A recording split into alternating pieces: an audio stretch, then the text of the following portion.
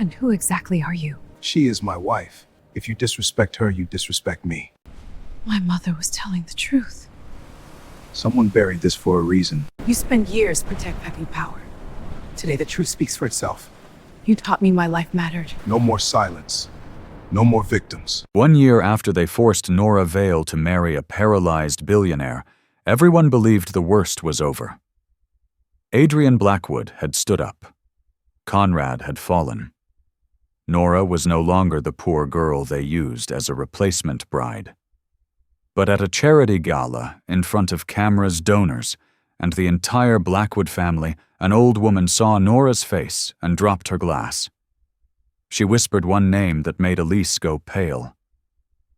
Eleanor. Then she looked at Nora and said the words no one expected. "That girl is not who you think she is." And suddenly the billionaire marriage became the smallest secret in the room. Hello everyone, and welcome to today's story.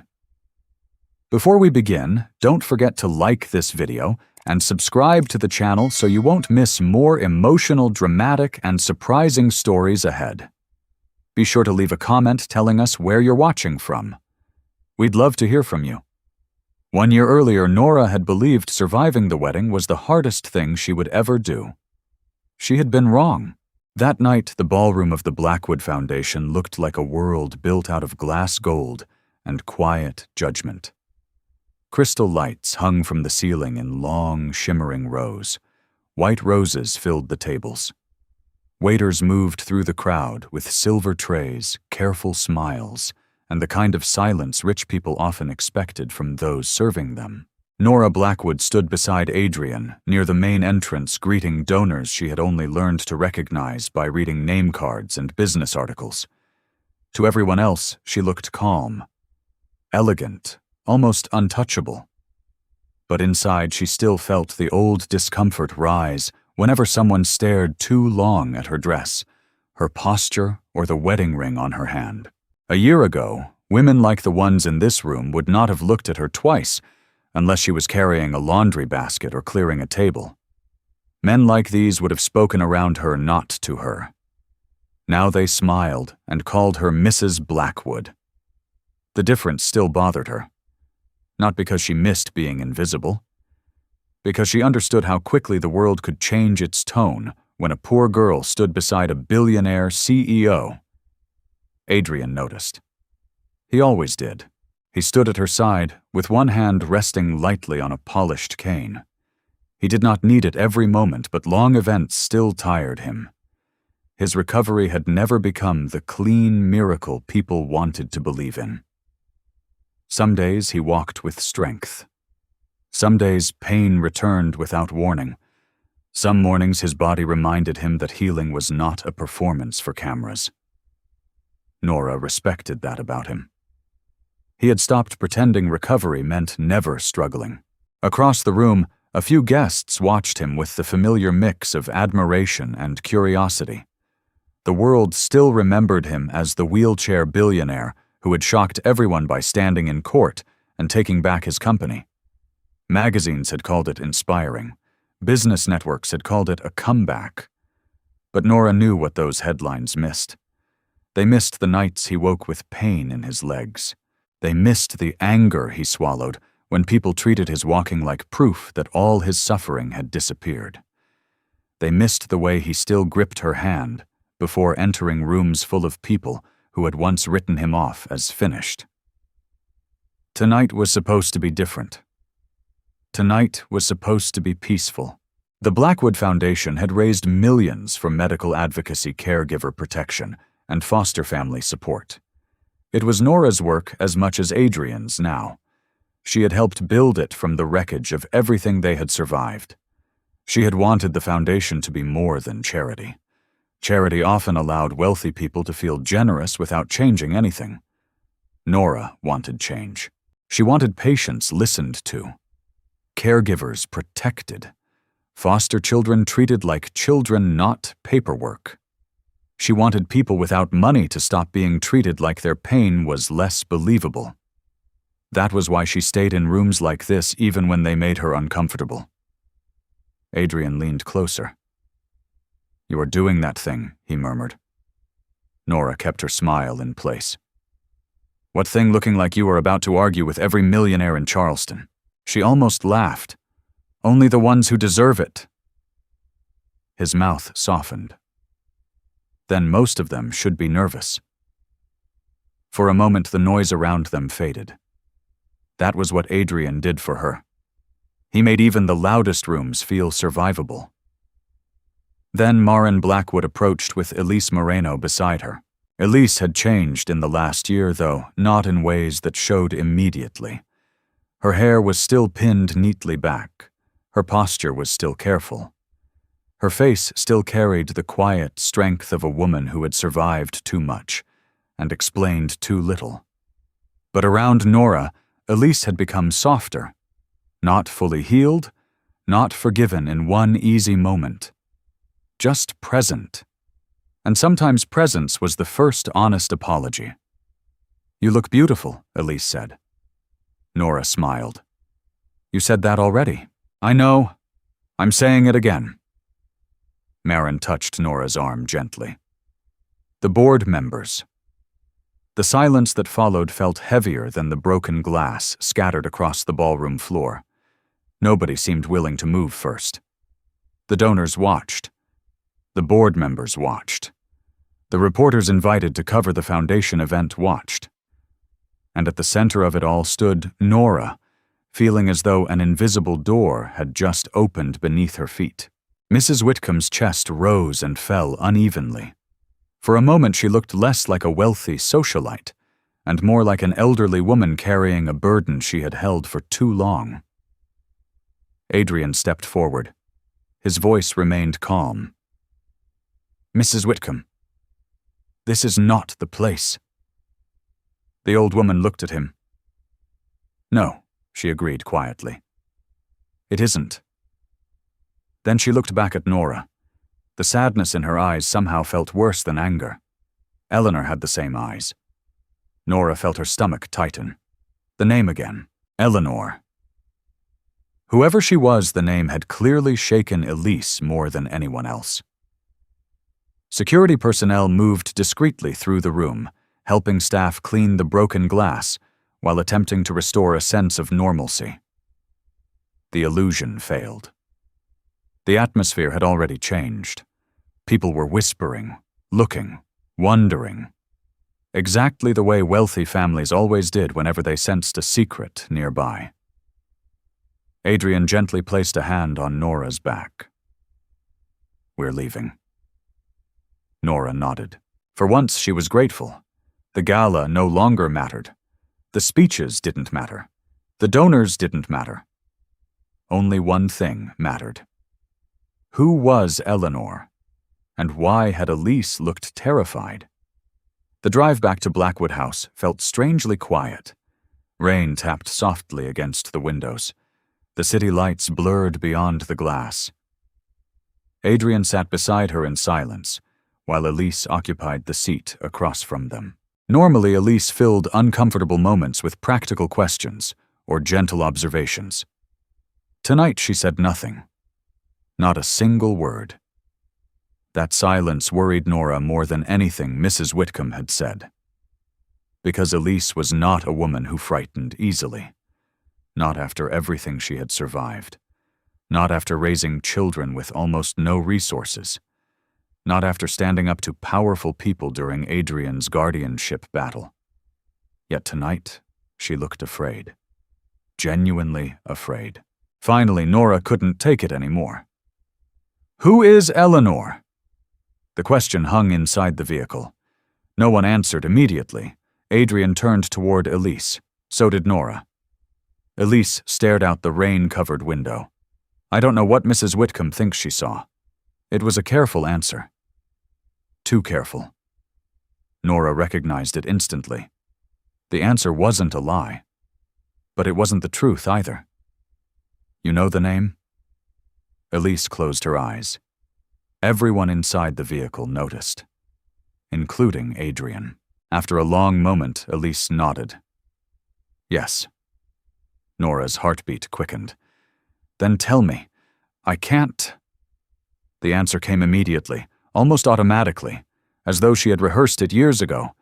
Nora felt frustration rising. Can't or won't, Elise looked away. The distinction seemed to hurt. Neither woman spoke for several seconds. Then Adrian finally intervened. "Let's get home first." The conversation ended there, but the tension remained. By the time they arrived at Blackwood House, Nora's mind felt heavier than it had in months. She had thought the hardest part of her life was behind her. The wedding, the investigation, the guardianship battle, the years of wondering whether Elise had abandoned her.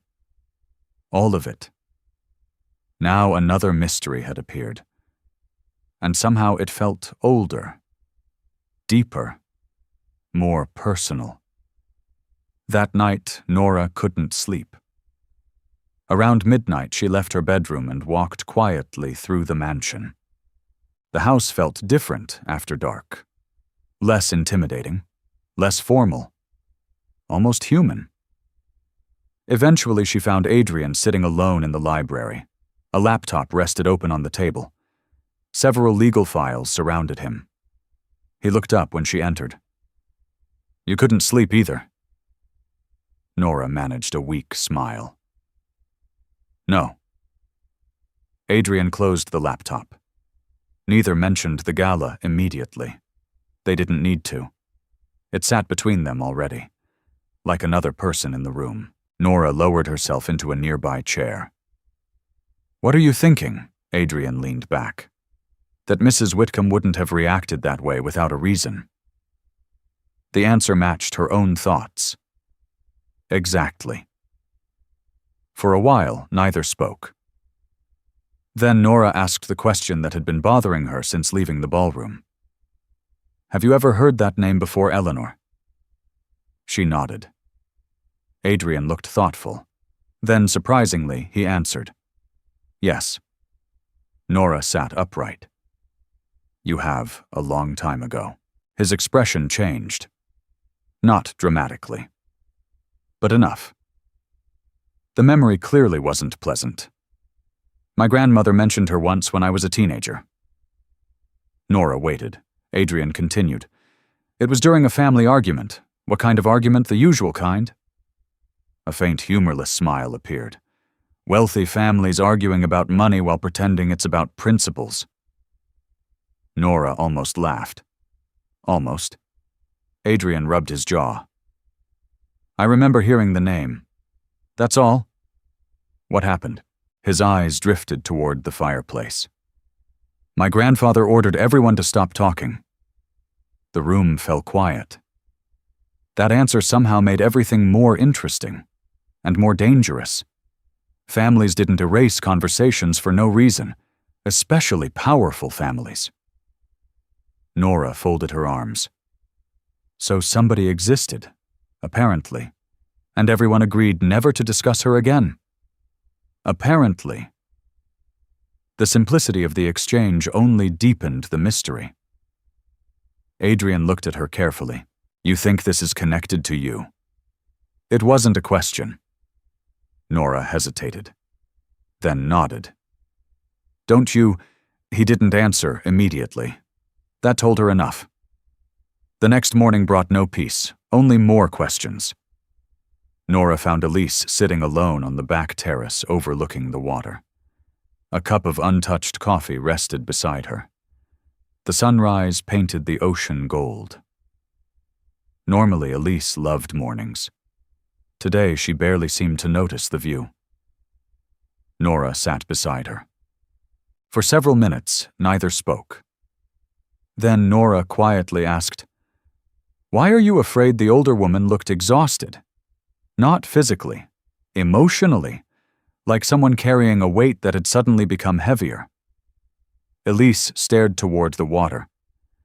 "There are some secrets that protect people." Nora's stomach tightened. "And some secrets that hurt them." Elise nodded slowly. "Yes." The answer lingered. Nora looked at her. "Which kind is this?" For a moment, Elise appeared ready to speak. Actually speak. The words almost reached her lips. Then something changed. Fear, real fear, and just like that, the moment disappeared. Elise stood.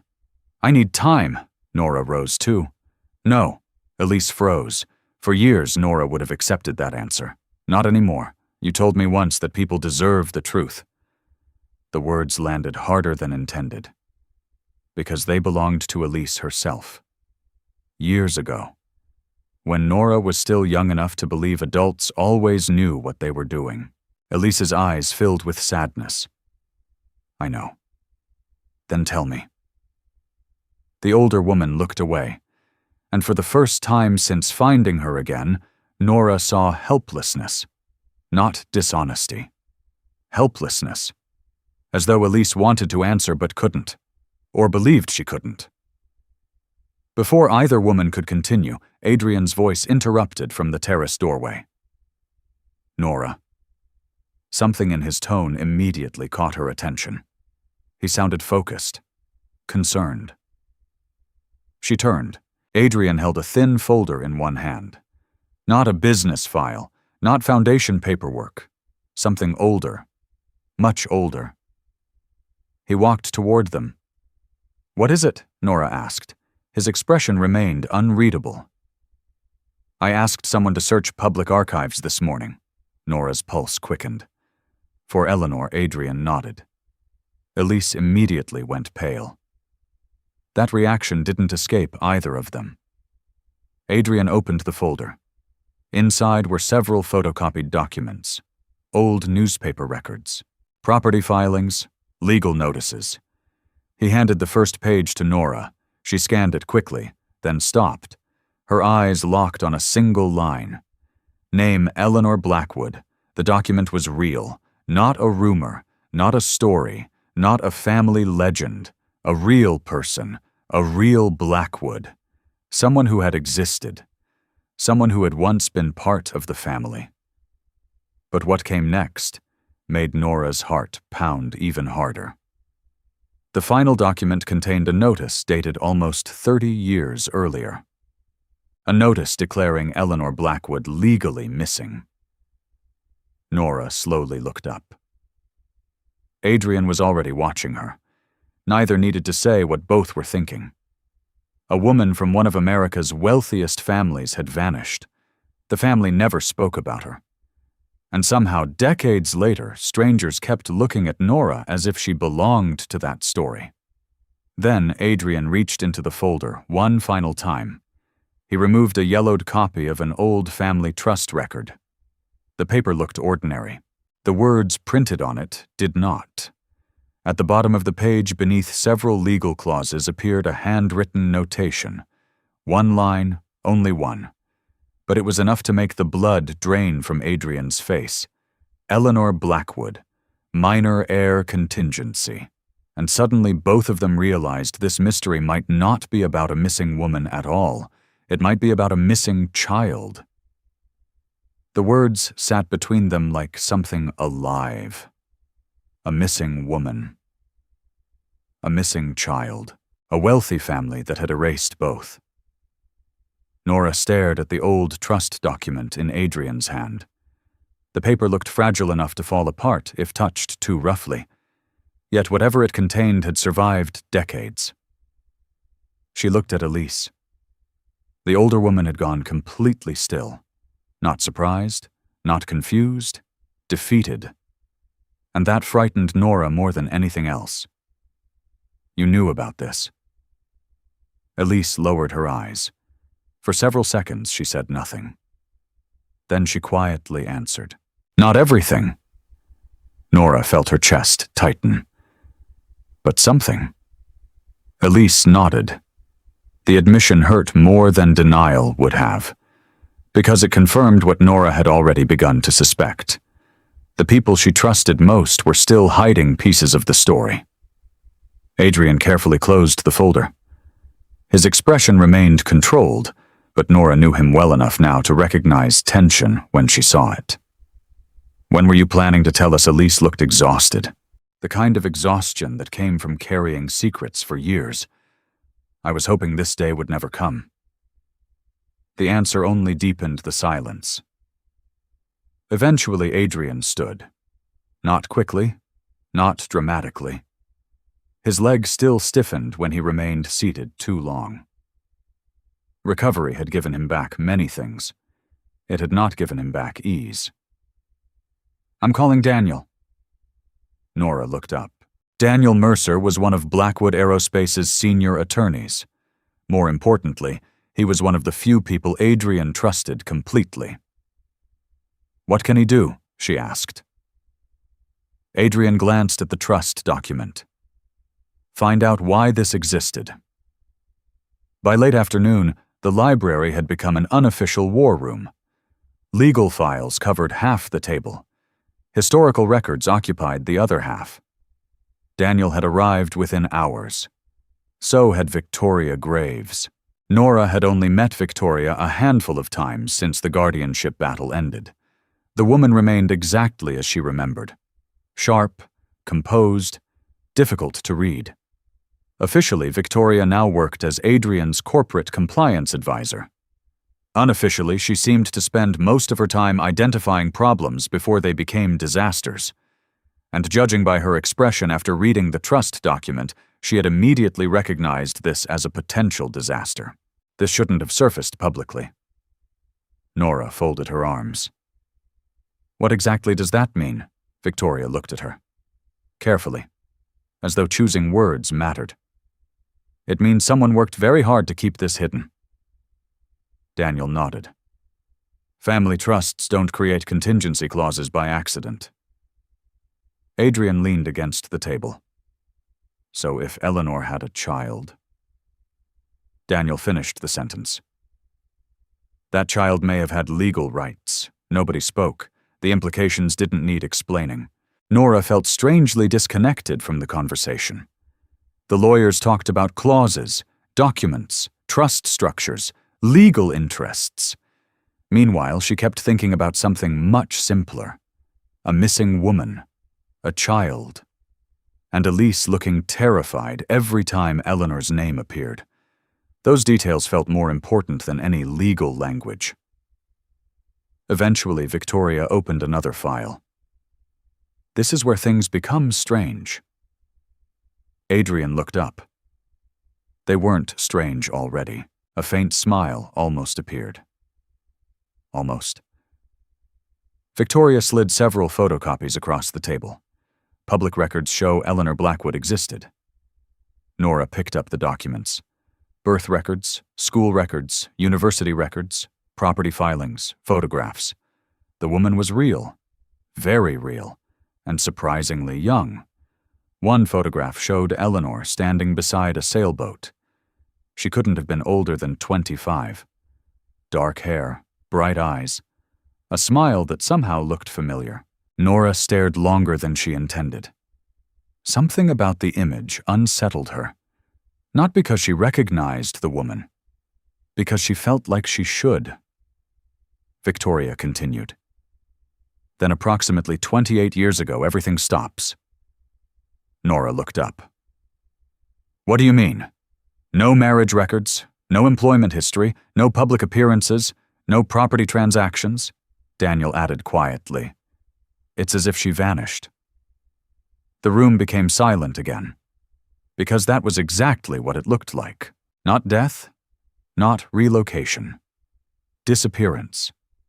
Nora glanced toward Elise. The older woman sat near the window staring at the ocean. She hadn't spoken in nearly 20 minutes, not once. That worried Nora. People who carried guilt often talked. People who carried fear often stayed quiet. A few hours later, the meeting finally ended. Not because they had answers, because they had reached the limits of what public records could reveal. As Daniel prepared to leave, Adrian stopped him. What about the trust? Daniel hesitated, then answered honestly. I need access to older family archives. Adrian nodded. Do it. Daniel gathered his files. Some people aren't going to like this. That answer earned a humorless laugh. People rarely like investigations when they're hiding something. after everyone left, evening settled over the estate. The house became quieter. The ocean beyond the windows darkened. For the first time all day, Nora found herself alone with Adrian. He stood beside the fireplace, reviewing notes. She watched him for a moment, then finally asked the question that had been bothering her. "Are you worried?" Adrian looked up. "About what? This, everything. The mystery, the trust, the possibility that somebody connected to the Blackwood family had been erased from history." Adrian considered the question, then surprised her. Yes, the honesty mattered, because Adrian rarely pretended. Not anymore. He sat across from her. "I spent 2 years discovering my own life wasn't what I thought it was." Nora understood immediately. The accident, the medical files, the guardianship, his father, the betrayal. Adrian continued. "I learned something." What he looked directly at her. The truth doesn't become less dangerous because you ignore it. The words lingered.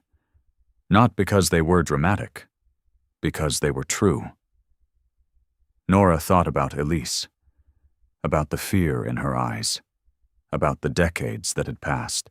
Maybe some secrets survived precisely because everyone convinced themselves silence was safer. But silence always cost someone. Eventually.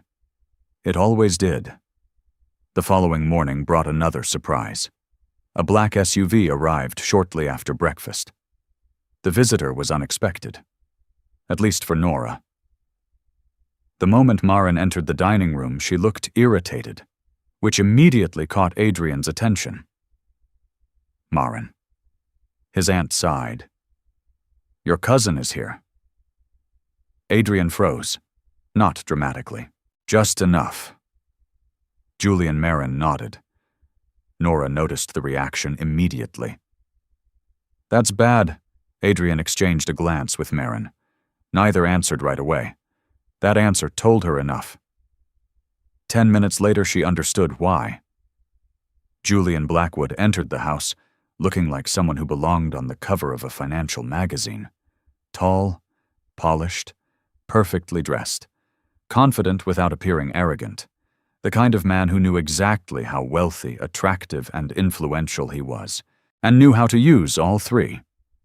His smile appeared genuine, which somehow made Nora trust it less. "Nora." His voice was warm. "I've been looking forward to meeting you properly." She shook his hand. The gesture felt normal, nothing unusual, yet something about him immediately put her on guard. Not because he was rude, because he seemed too practiced, too controlled. Julian greeted Adrian next. The two men hugged briefly. Family, at least on the surface. Then Julian sat down. His expression became serious. "I heard about the gala." The room immediately quieted. Of course he had. People in powerful families always heard things quickly. Julian folded his hands. "I wanted to check on both of you." The concern sounded sincere. Nora wasn't sure whether to believe it. Adrian studied him carefully. That was considerate. Julian smiled. Then his gaze shifted toward Nora. "The rumors will start soon." Nora frowned. What rumors? Julian's smile faded.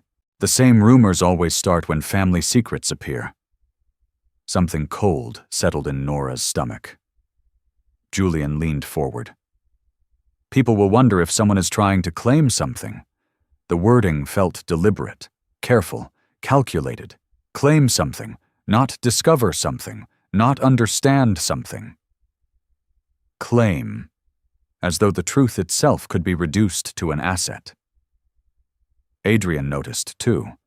His expression hardened slightly. Julian quickly continued. "I'm not accusing anyone. The correction arrived too fast. Too prepared." Nora suddenly felt as though she had missed part of a conversation nobody else could hear. Julian stood shortly afterward. The visit remained polite. friendly, reasonable. Yet the moment he left, the atmosphere improved, as if tension had exited with him. Nora watched his vehicle disappear down the driveway. Then she turned toward Adrian. "You don't trust him." Adrian looked toward the road. For a moment he seemed uncertain how much to say.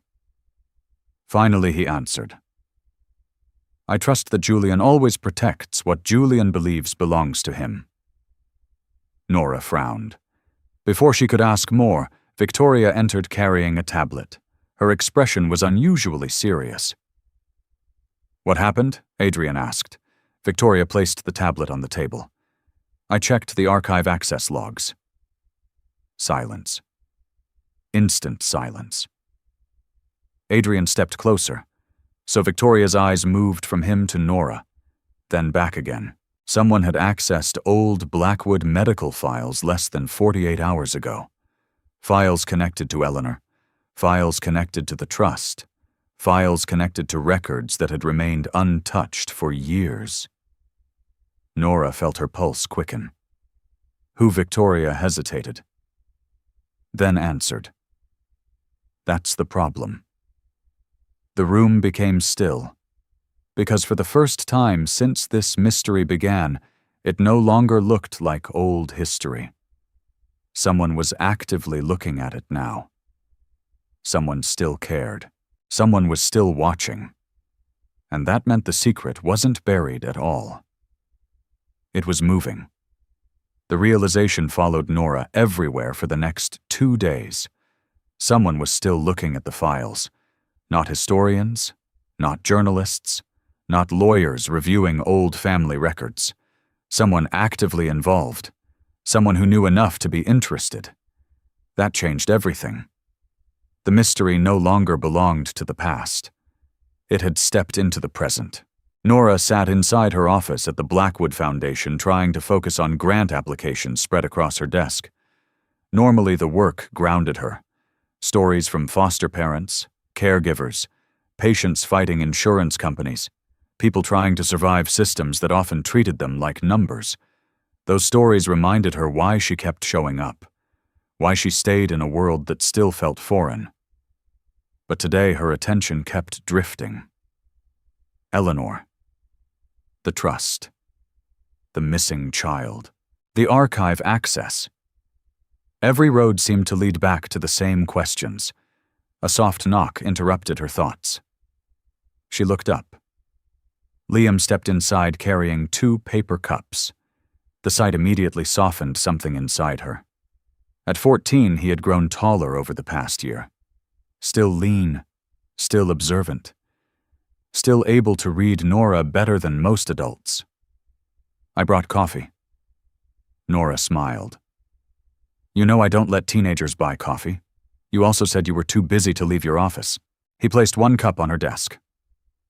"So I adapted." She laughed. The sound felt good. Normal. Liam sat across from her. For a moment they simply talked about school. Basketball practice, homework, friends, ordinary things. The kind of things Nora had spent years trying to protect. Eventually Liam's expression changed, the way it always did when he reached the question he actually wanted to ask. "It's getting bad again, isn't it?" Nora sighed. "What's getting bad?" "The rich people drama." The description made her laugh despite herself. Yet Liam wasn't wrong.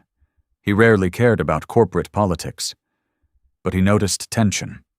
And lately tension seemed to follow Nora everywhere. She leaned back. "Maybe." Liam studied her. "Is somebody trying to hurt you?" The question landed harder than expected, because it revealed something important. Children who grew up around instability often became experts at spotting danger, even when adults tried to hide it. Nora reached across the desk and squeezed his hand. "I'm okay." He didn't look convinced. Neither was she. Later that afternoon, Adrian arrived at the foundation unexpectedly. That alone told Nora something had happened. His expression remained calm. But she had learned how to read him, The slight tension around his eyes, the extra focus, the deliberate control, all signs that his mind was working through a problem. What happened? Adrian closed the office door, then sat down. Victoria found something else. Nora's stomach tightened immediately. What he handed her, a printed report. She scanned it quickly. The archive access logs, dates, times, user credentials. Then she noticed something strange. Several entries had been made under inactive accounts. Former employees, retired staff, people who should not have been able to access anything. Nora frowned. Someone used old credentials. Adrian nodded. Which means whoever did it knew exactly where to look. The implications settled heavily between them. This wasn't random curiosity. This was targeted, intentional. Someone understood the history well enough to search for specific records. Nora looked up. Do we know who? No. The answer frustrated both of them. Adrian rubbed the back of his neck. Victoria has a theory. Nora waited. She thinks the person may be inside the family. That possibility felt disturbingly believable. Family secrets rarely survived decades without help, especially wealthy family secrets. Before Nora could respond, another knock sounded. This time the visitor surprised her. Julian Blackwood. The billionaire heir smiled the moment he entered. Polished, relaxed, perfect, the kind of confidence money often taught people before they learned anything else. Nora.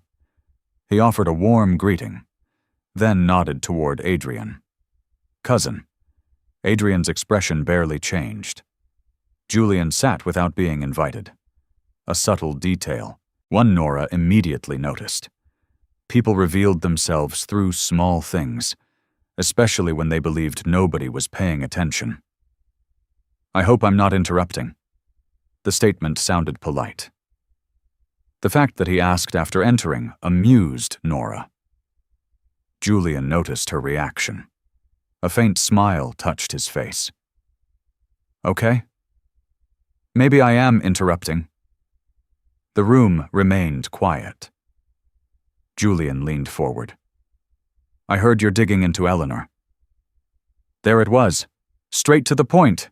Nora exchanged a glance with Adrian. Neither had publicly discussed their investigation. Not beyond a handful of trusted people. Which meant information was moving faster than expected. Julian noticed their reaction. Relax. His smile widened. This family has never been good at keeping secrets. The irony almost made Nora laugh. A family that had buried a woman for nearly 30 years apparently struggled with secrecy. Julian continued. I came because I wanted to offer advice. Adrian folded his arms. That's generous. Julian ignored the tone. His gaze shifted toward Nora. People will start making assumptions. They already are. The answer came faster than Nora intended. Julian nodded. Exactly. Then his expression grew more serious. If you're not careful, they'll assume you're looking for something. There was that wording again. Looking for something. Claiming something. As though the possibility of truth automatically translated into greed. Nora held his gaze. What if I am looking for something? Julian seemed pleased by the question. As long as it's answers that's reasonable. A brief pause. But if lawyers start talking about inheritance, everything changes. The room became very quiet, because for the first time someone had spoken the word aloud. Inheritance. Not possibility, not history, not family. Money, power, ownership. Julian quickly added, I'm only trying to protect you. The explanation arrived too smoothly, too practiced. Nora felt something inside her tighten. Not fear. Instinct. The same instinct that once warned her about Vanessa Vale long before she understood manipulation. Julian wasn't threatening her, but he wasn't neutral either. After he left, Nora stood near the window watching his car disappear down the road. The silence lingered. Finally, she turned toward Adrian. He already sounds worried about inheritance. Adrian nodded slowly, which means he already sees risk. That answer stayed with Nora, because risk to whom? Risk to the company, risk to the family, or risk to Julian himself? The next morning brought another surprise. Victoria requested an emergency meeting, not with lawyers, not with executives, just Adrian and Nora. That alone made both of them pay attention. When they arrived, Victoria looked more serious than usual. A tablet rested on the conference table. Several files appeared on the screen. Medical records, trust documents, personnel logs. The same categories connected to Eleanor. Victoria didn't waste time. I found a pattern. Adrian sat forward. What kind of pattern? She tapped the screen. Several names appeared. Former administrators, archive personnel, legal assistants. Most meant nothing to Nora. Then Victoria highlighted a second list. The room immediately grew still. Every name on the first list connected back to one person, one branch of the family, one set of business relationships, one network, Julian's network. Victoria looked up. I'm not accusing him. The clarification came quickly. Not yet. Nora felt her pulse quicken. What are you saying? Victoria hesitated, then answered. I'm saying every trail keeps passing through people connected to him. Nobody spoke.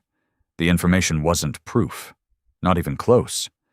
But it was enough to create doubt. And doubt could be dangerous, especially in powerful families. As the meeting ended, Nora walked toward the parking area alone. Her mind raced. Maybe Julian was involved. Maybe he wasn't. Maybe Victoria was right. Maybe she was wrong. The uncertainty felt exhausting. Then she noticed something unusual. A small package resting on the hood of her car.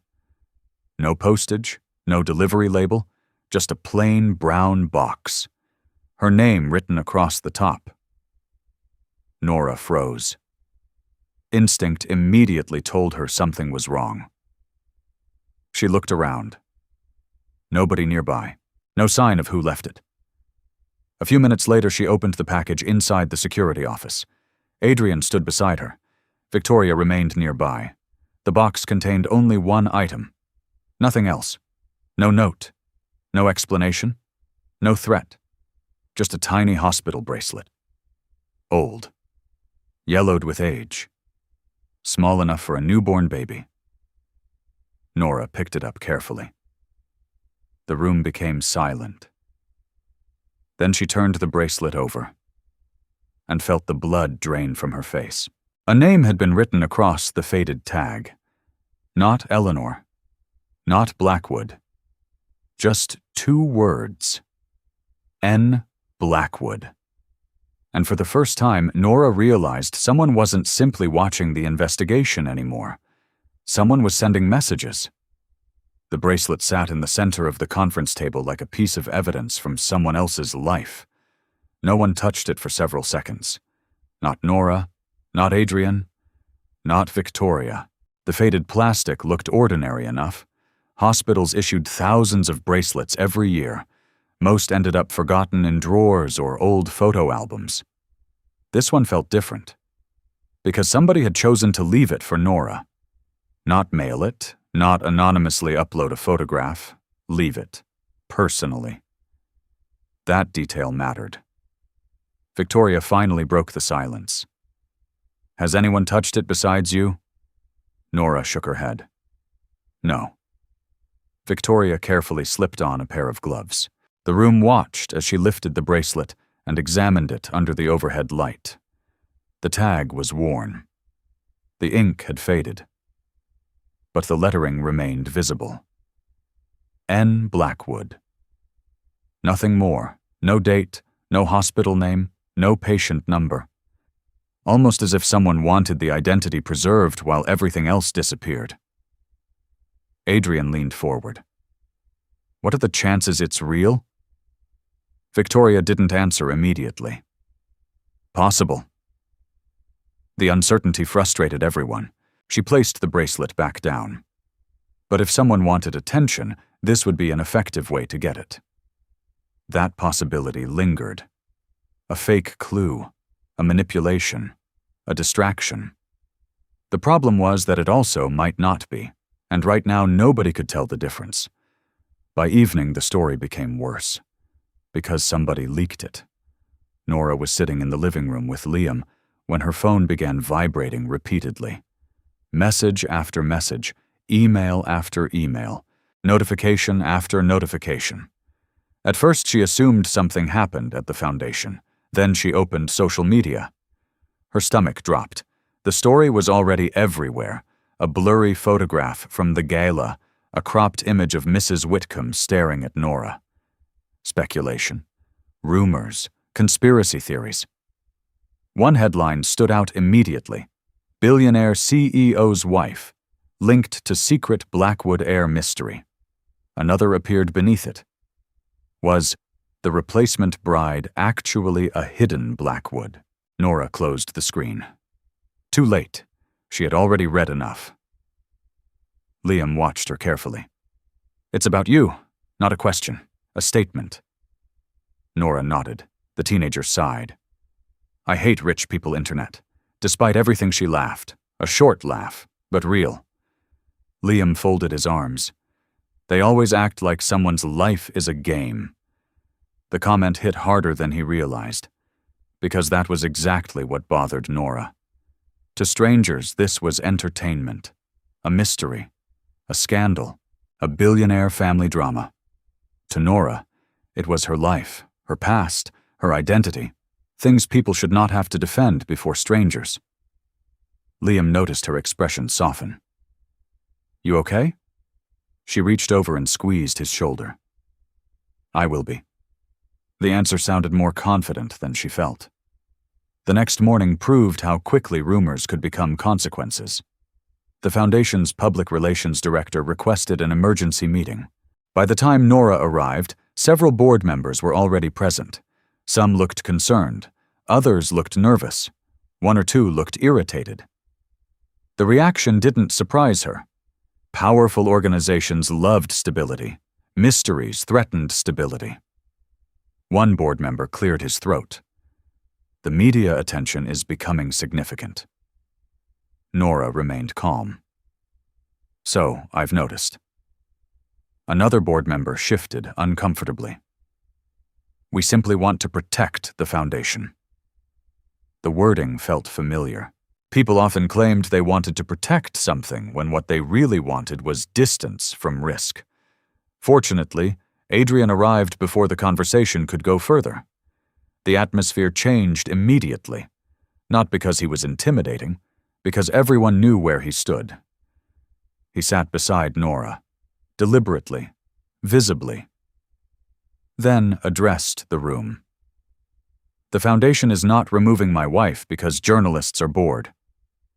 Silence, complete silence. Nobody argued. The meeting ended shortly afterward. But the message remained clear. People were already choosing sides. That realization stayed with Nora all day. By afternoon, she found herself walking along the shoreline behind Blackwood House. The ocean usually helped her think. Not today. Her thoughts felt tangled. Part of her wanted answers. Part of her wanted the entire mystery to disappear. Because every new discovery seemed to cost something. Peace. Privacy. Trust. As she stood near the water, footsteps approached behind her. Adrian.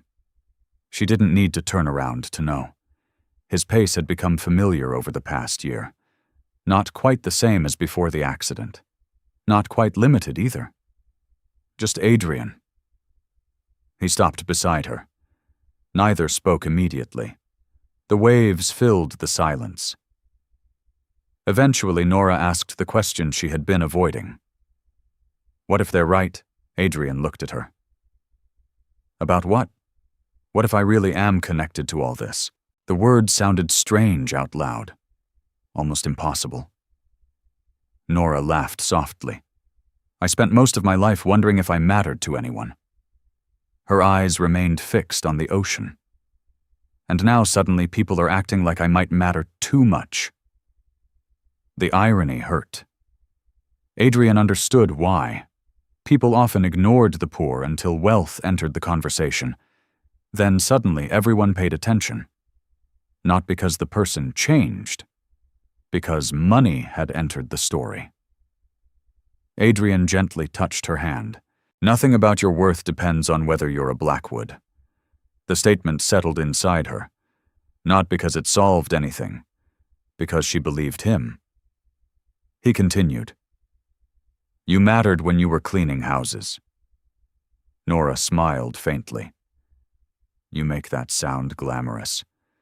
I've seen you negotiate foundation budgets. His expression softened. Trust me, that was harder. For the first time all day, the tension eased slightly. Not completely. Just enough. That evening, another meeting took place. Smaller this time. Only Adrian, Victoria, Daniel, and Nora. The investigation had finally produced something concrete. Victoria projected several documents onto a screen. The hospital bracelet, the trust records, old birth registration databases, cross-referenced information, hours of work reduced to a handful of pages. Daniel pointed toward the bracelet image. We believe the initial is significant. Nora frowned. N, possibly. The lawyer adjusted his glasses. But we don't know whether it stands for a first name or a placeholder. The uncertainty continued to haunt every part of the case. Almost every answer created two new questions. Victoria looked toward Nora. There's something else. Her tone immediately caught everyone's attention. What Victoria hesitated. Not a good sign. Then she displayed another document. A laboratory authorization form. Nora didn't recognize it. Adrian did. His expression sharpened instantly. A DNA request. Victoria nodded. The room grew quiet. Nora felt her pulse quicken. Someone had already thought the same thing she had. The same thing everyone was beginning to think. If Eleanor had a child, if that child might still be alive, there was one obvious place to start. DNA. Daniel folded his hands. The fastest way to eliminate speculation is verification. The sentence sounded reasonable, logical, simple. Yet Nora immediately felt uncomfortable. Not because she feared the result, because she hated what the test represented. Her entire identity reduced to a sample, a report, a percentage, a line on a page. Adrian noticed. Of course he did. His voice remained gentle.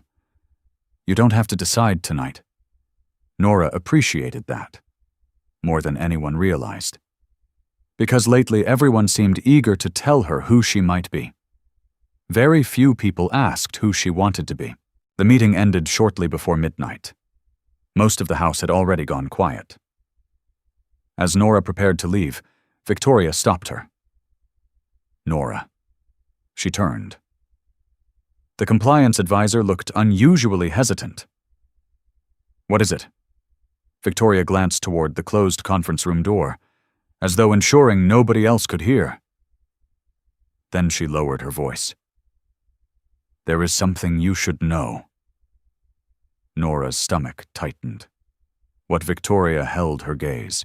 The person who authorized archive access to Eleanor's records wasn't using random credentials. The room suddenly felt smaller. What are you saying? Victoria's expression darkened. The access came from an account that belonged to someone who still works inside the Blackwood organization. Silence. Heavy silence. Nora felt her heartbeat accelerate. who Victoria looked genuinely frustrated. That's the problem. A pause. Then she delivered the sentence that followed Nora all the way back to her room. The account belongs to someone we trust. And for the first time, Nora realized the threat might not be outside the family. It might already be sitting at their table. Nora barely slept. The sentence Victoria had spoken kept replaying in her mind. The account belongs to someone we trust. It sounded simple. It wasn't. Because trust was already fragile inside the Blackwood world.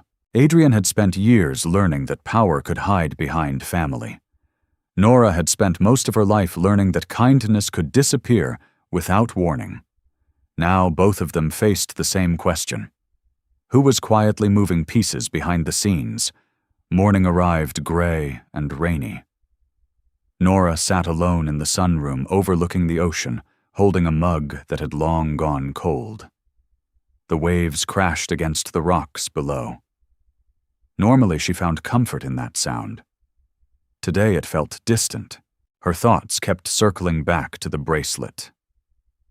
N. Blackwood, the mysterious access logs, Julian's sudden interest, and the growing feeling that somebody wanted her to keep digging, or wanted her to dig in the wrong direction. The door opened softly behind her. She didn't need to turn around. Adrian. He walked more confidently these days. Not perfectly, not effortlessly, but enough that she no longer listened for the sound of wheels. He sat beside her. For several minutes, neither spoke. The silence felt familiar, comfortable. Eventually, Adrian glanced at the untouched coffee. That's either your first cup or your fourth. Nora smiled faintly. Third. That's what I was afraid of. The joke was small, but she appreciated it. Lately, everyone around her seemed tense. Everyone except Adrian. Not because he wasn't worried, because he understood something important. Fear became easier to carry when someone shared it. Finally, he looked at her. You're thinking about leaving. The observation caught her off guard. She turned toward him. What I know that look. His voice remained gentle. The same look you had before our wedding. Nora stared at the ocean again. Because he wasn't entirely wrong. Part of her wanted to walk away from all of it. The investigations, the rumors, the inheritance questions, the media. She had survived most of her life without any of it. Maybe she could do it again. Adrian seemed to understand without needing her to explain. If you want out, I'll support it. The answer made something ache inside her chest. Because he meant it. That was the problem. He always meant it. Nora laughed quietly. You know what's unfair? What you never try to convince me to stay. Adrian smiled. Because that's your choice. There it was again. Choice. The thing nobody had ever given her until him. For years, people had made decisions for her. The foster system, the Vale family, the courts, even circumstances. Adrian was the first person who consistently handed choices back. The realization mattered more than she wanted to admit. That afternoon, the investigation took another turn. Daniel arrived carrying a thick folder. His expression immediately told them the contents weren't good. The lawyer sat across from Adrian and Nora, then opened the file. The media leak is spreading. Neither looked surprised. We know. Daniel nodded. You don't know how far.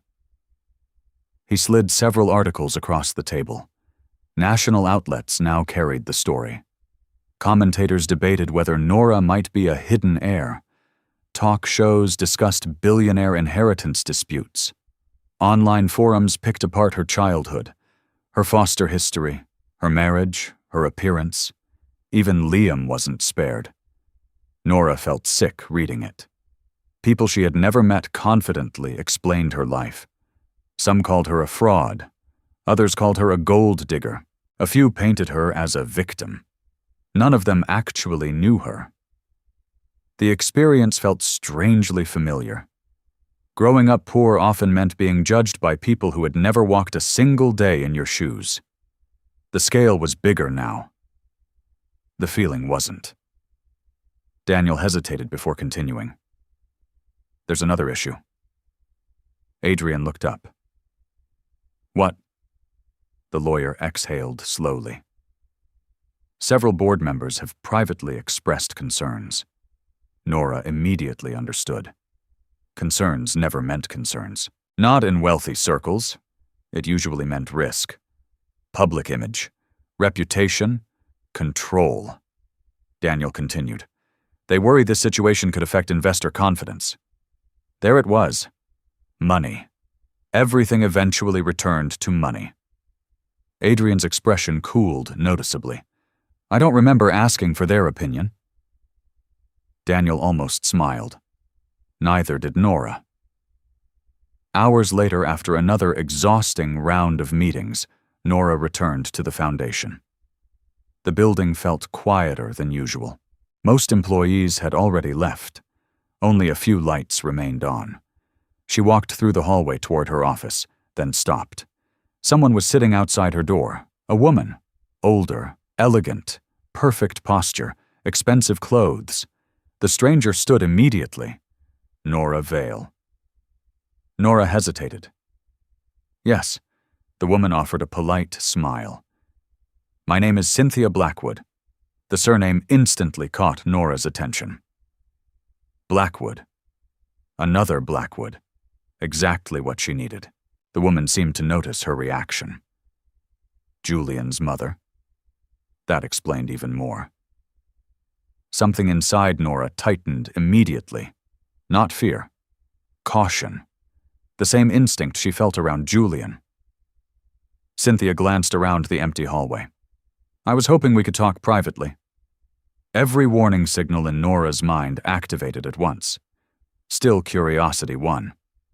5 minutes later, they sat inside Nora's office. The conversation remained polite. Almost too polite. Cynthia folded her hands neatly. You've caused quite a stir. Nora smiled without humor. So I've heard. Cynthia's expression softened, or at least appeared to. I imagine this has been difficult. The sympathy sounded convincing, maybe even genuine. That made it harder, because manipulative people rarely announced themselves. They wrapped pressure inside concern.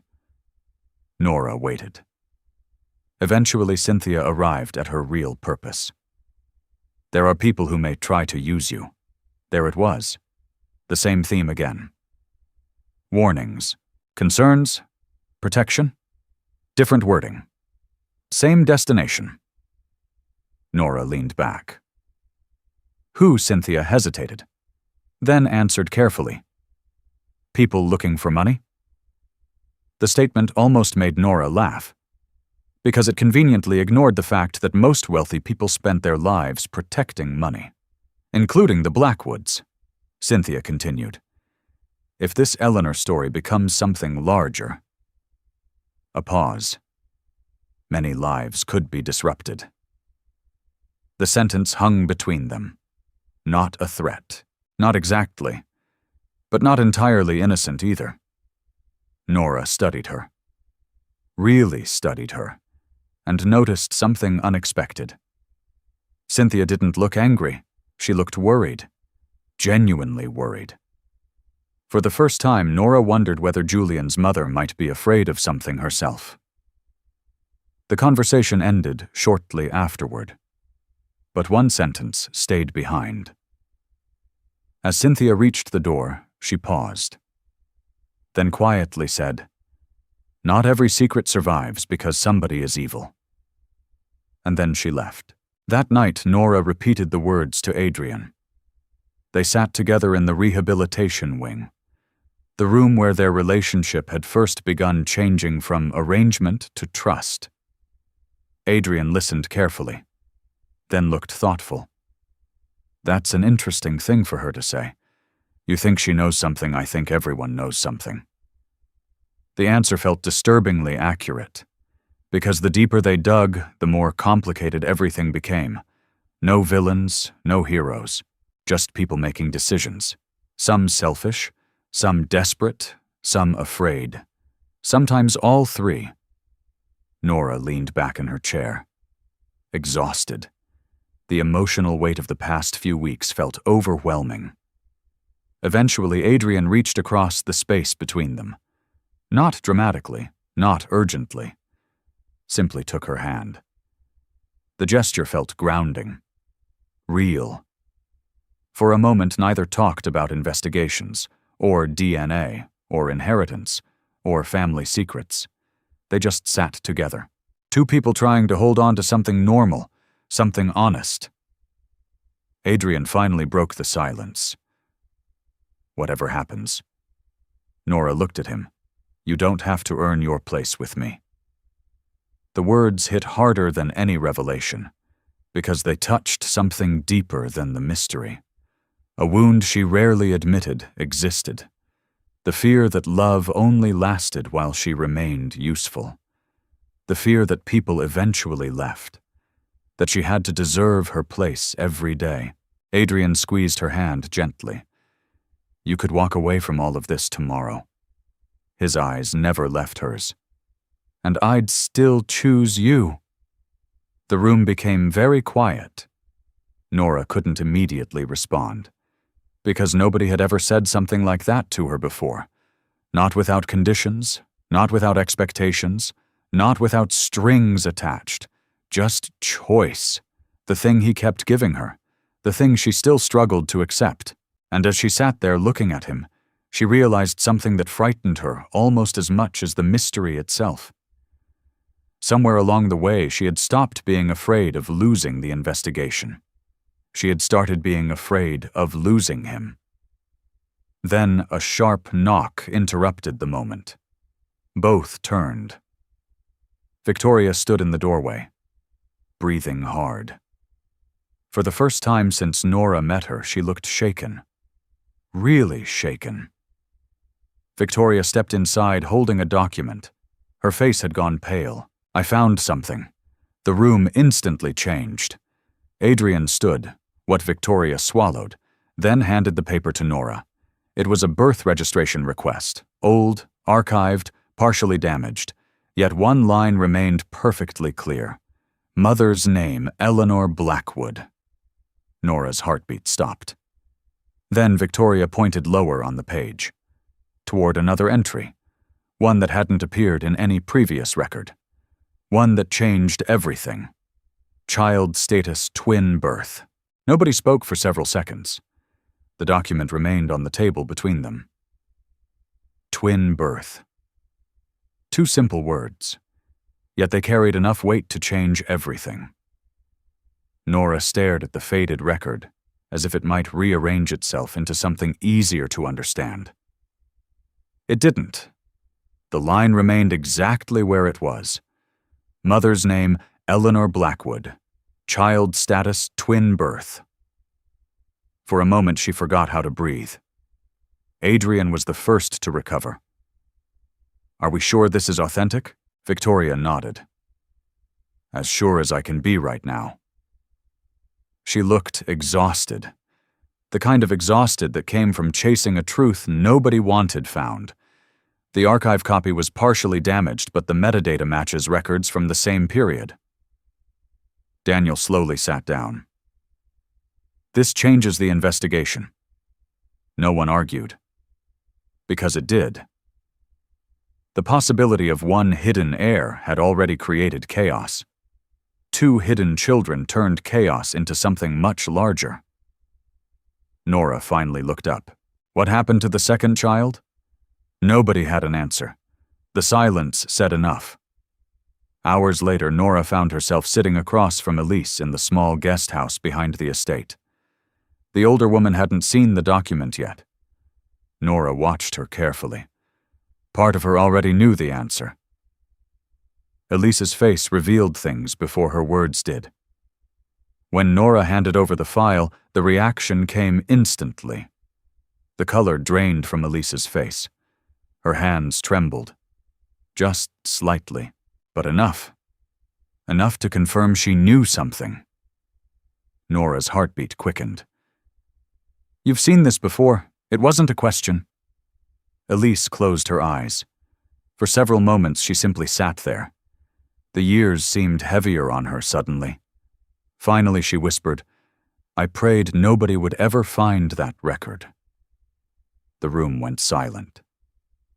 Nora felt a sharp mixture of hope and anger. Hope because answers might finally exist. Anger because answers always seemed trapped behind somebody's fear. Elise carefully placed the document on the table, then looked directly at Nora. "I never wanted to lie to you." The statement sounded painfully sincere, which somehow made everything harder. Nora leaned forward. "Then tell me the truth." Elise's eyes filled with tears. Not dramatic tears. The quiet kind.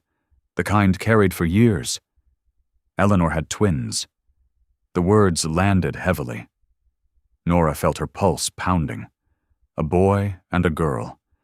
The room suddenly felt smaller. Every instinct inside Nora wanted more. More details. More explanations. More certainty. Instead, she forced herself to stay calm. "What happened?" Elise swallowed. Then the story finally began. Years ago, Eleanor Blackwood had arrived at a small private clinic under an assumed name. She was frightened. Pregnant. Trying desperately to stay hidden. Not because she was ashamed. Because she believed powerful people were watching her. At first, nobody understood why.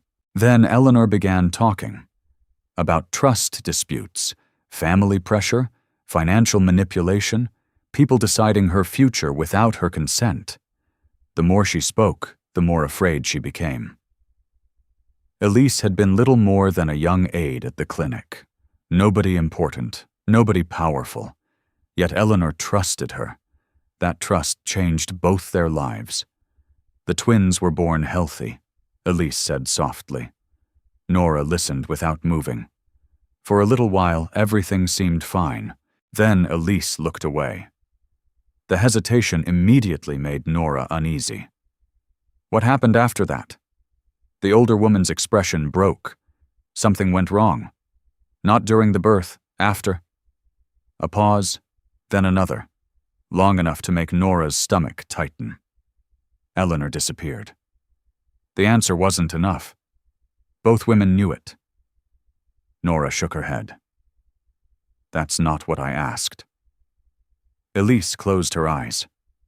When she opened them again, she looked exhausted. The clinic received instructions. The words came slowly now, painfully. Legal instructions. Nora immediately understood. Lawyers, money, influence, the same tools that had haunted every chapter of this story. Elise continued. Records changed. Daniel had once described it perfectly. Powerful people rarely needed violence. They simply changed paperwork, controlled access, moved information. Reality became whatever the records said it was. Nora felt sick. The twins were separated. Elise nodded. The answer hit harder than expected. Separated. Not lost, not abandoned. Separated. A choice made by someone. A decision. A deliberate act. Nora struggled to process it. Who decided that Elise looked devastated? I don't know. The answer sounded truthful, which somehow felt worse, because uncertainty had stolen enough years already. For several moments, neither spoke. Then Nora asked the question that mattered most. What happened to the boy? Elise lowered her gaze. The silence stretched. Finally, she whispered, They told us he died. Nora froze. The room became completely still. Every memory of the altered records, the missing files, the sealed trust, the hidden documents, everything suddenly collided, because now even death felt questionable. You believed them? Elise nodded slowly.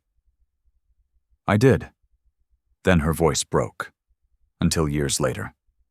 Nora stared at her. Years later. Not immediately. Not during the investigation, years later. What changed? Elise's hands tightened. A doctor contacted me. The confession came quietly. He said the records didn't make sense. Nora felt her heartbeat accelerating. The pattern was familiar. Too familiar. Nothing about this family mystery seemed accidental anymore. Elise continued. The death certificate was filed late. Another pause. The signatures didn't match. The room seemed to shrink around them. Nora barely noticed the tears gathering in her own eyes. Not because of inheritance. Not because of wealth.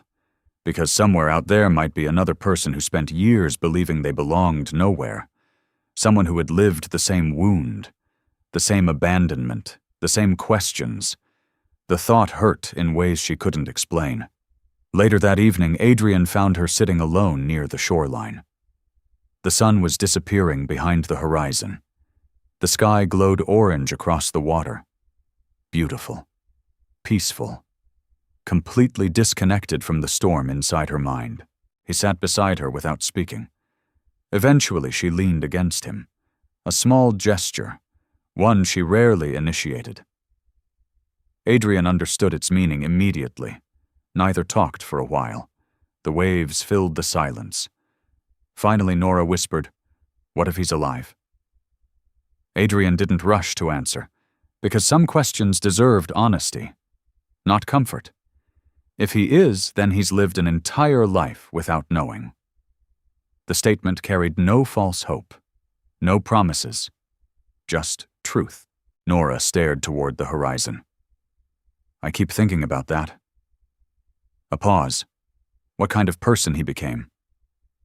Another pause. Whether somebody loved him, the last question nearly broke her, because beneath every mystery lived something simpler.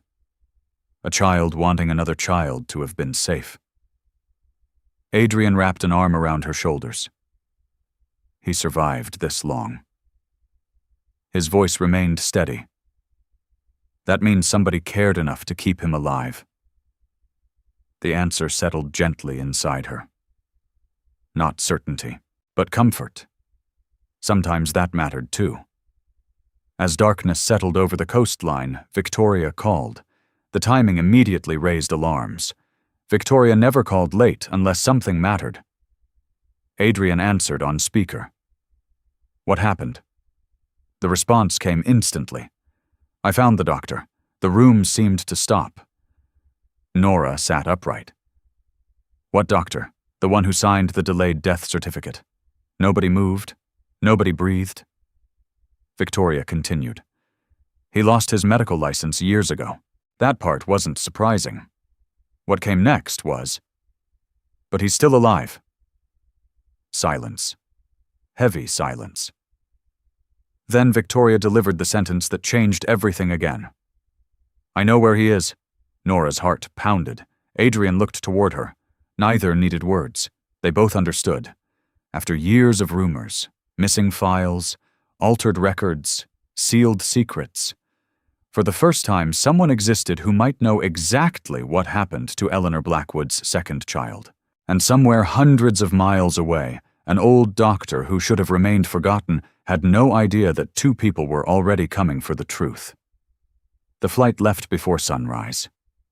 Nora barely remembered packing. Everything happened too fast.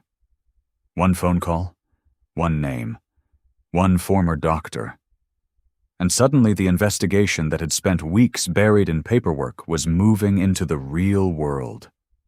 Victoria sat across from Nora inside the private cabin. Adrian reviewed documents beside the window. Neither spoke much. The weight of possibility filled the silence. If the doctor talked, they might finally learn what happened to Eleanor's son. If he refused, they could lose the strongest lead they had ever found. Nora stared out at the clouds. Part of her felt terrified. Not because she feared the truth, because she feared hope. Hope was dangerous, especially when life had spent years teaching her disappointment. Several hours later, they arrived outside a small coastal town in Virginia. Nothing about the place looked connected to billionaires. No skyscrapers, no luxury hotels, no corporate headquarters, just modest homes, fishing boats, old brick buildings weathered by decades of salt air. The contrast immediately struck Nora. So many of the answers they sought were hidden far from wealth, far from power, far from the people who once controlled the story. Victoria parked outside a small medical office that had long since closed. The former doctor no longer practiced medicine. Now he lived quietly above a bookstore. The details surprised Nora. She wasn't sure why. Perhaps because people involved in large secrets often seemed ordinary once enough time passed. Daniel had already arranged the meeting.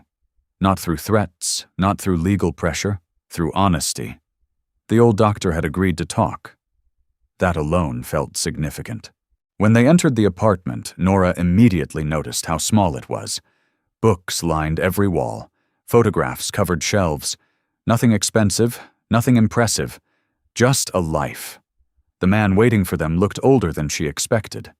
Late 70s, thin, gray-haired, tired.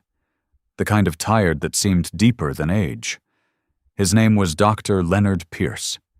And from the moment he saw Nora, something changed in his expression. Recognition. Not of her. Of what she represented. He slowly sat down. I wondered if this day would come. No one interrupted. Sometimes silence encouraged truth better than questions. Dr. Pierce looked directly at Nora. You have your mother's eyes. The room became still. Nora's chest tightened. Not Eleanor's eyes, her mother's eyes. The distinction mattered, because it implied certainty, not speculation, not theory, certainty. Adrian leaned forward. You knew Eleanor. The old man nodded. I knew her well enough to know she was terrified. His voice carried regret. The kind people developed after living too long with decisions they wished they could undo. For the next hour, the story emerged piece by piece. Eleanor had arrived at the clinic under legal protection arranged by private attorneys. Not Blackwood attorneys, independent ones. She believed someone inside her family wanted control of her trust assets.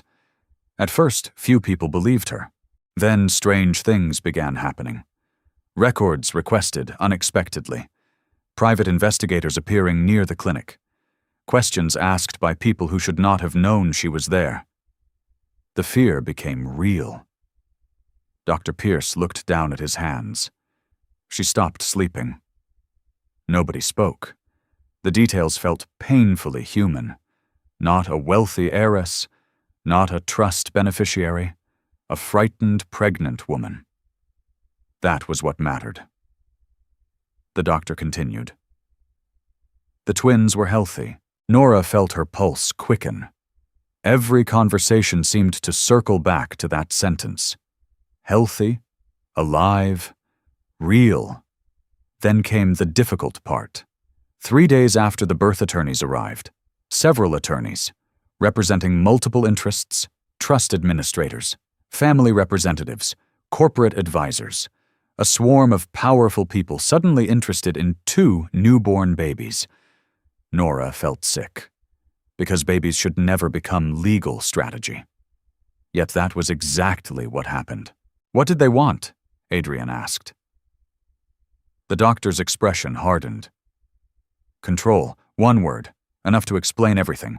Control of inheritance, control of trust structures, control of family assets, control disguised as concern. Dr. Pierce closed his eyes briefly. I should have done more.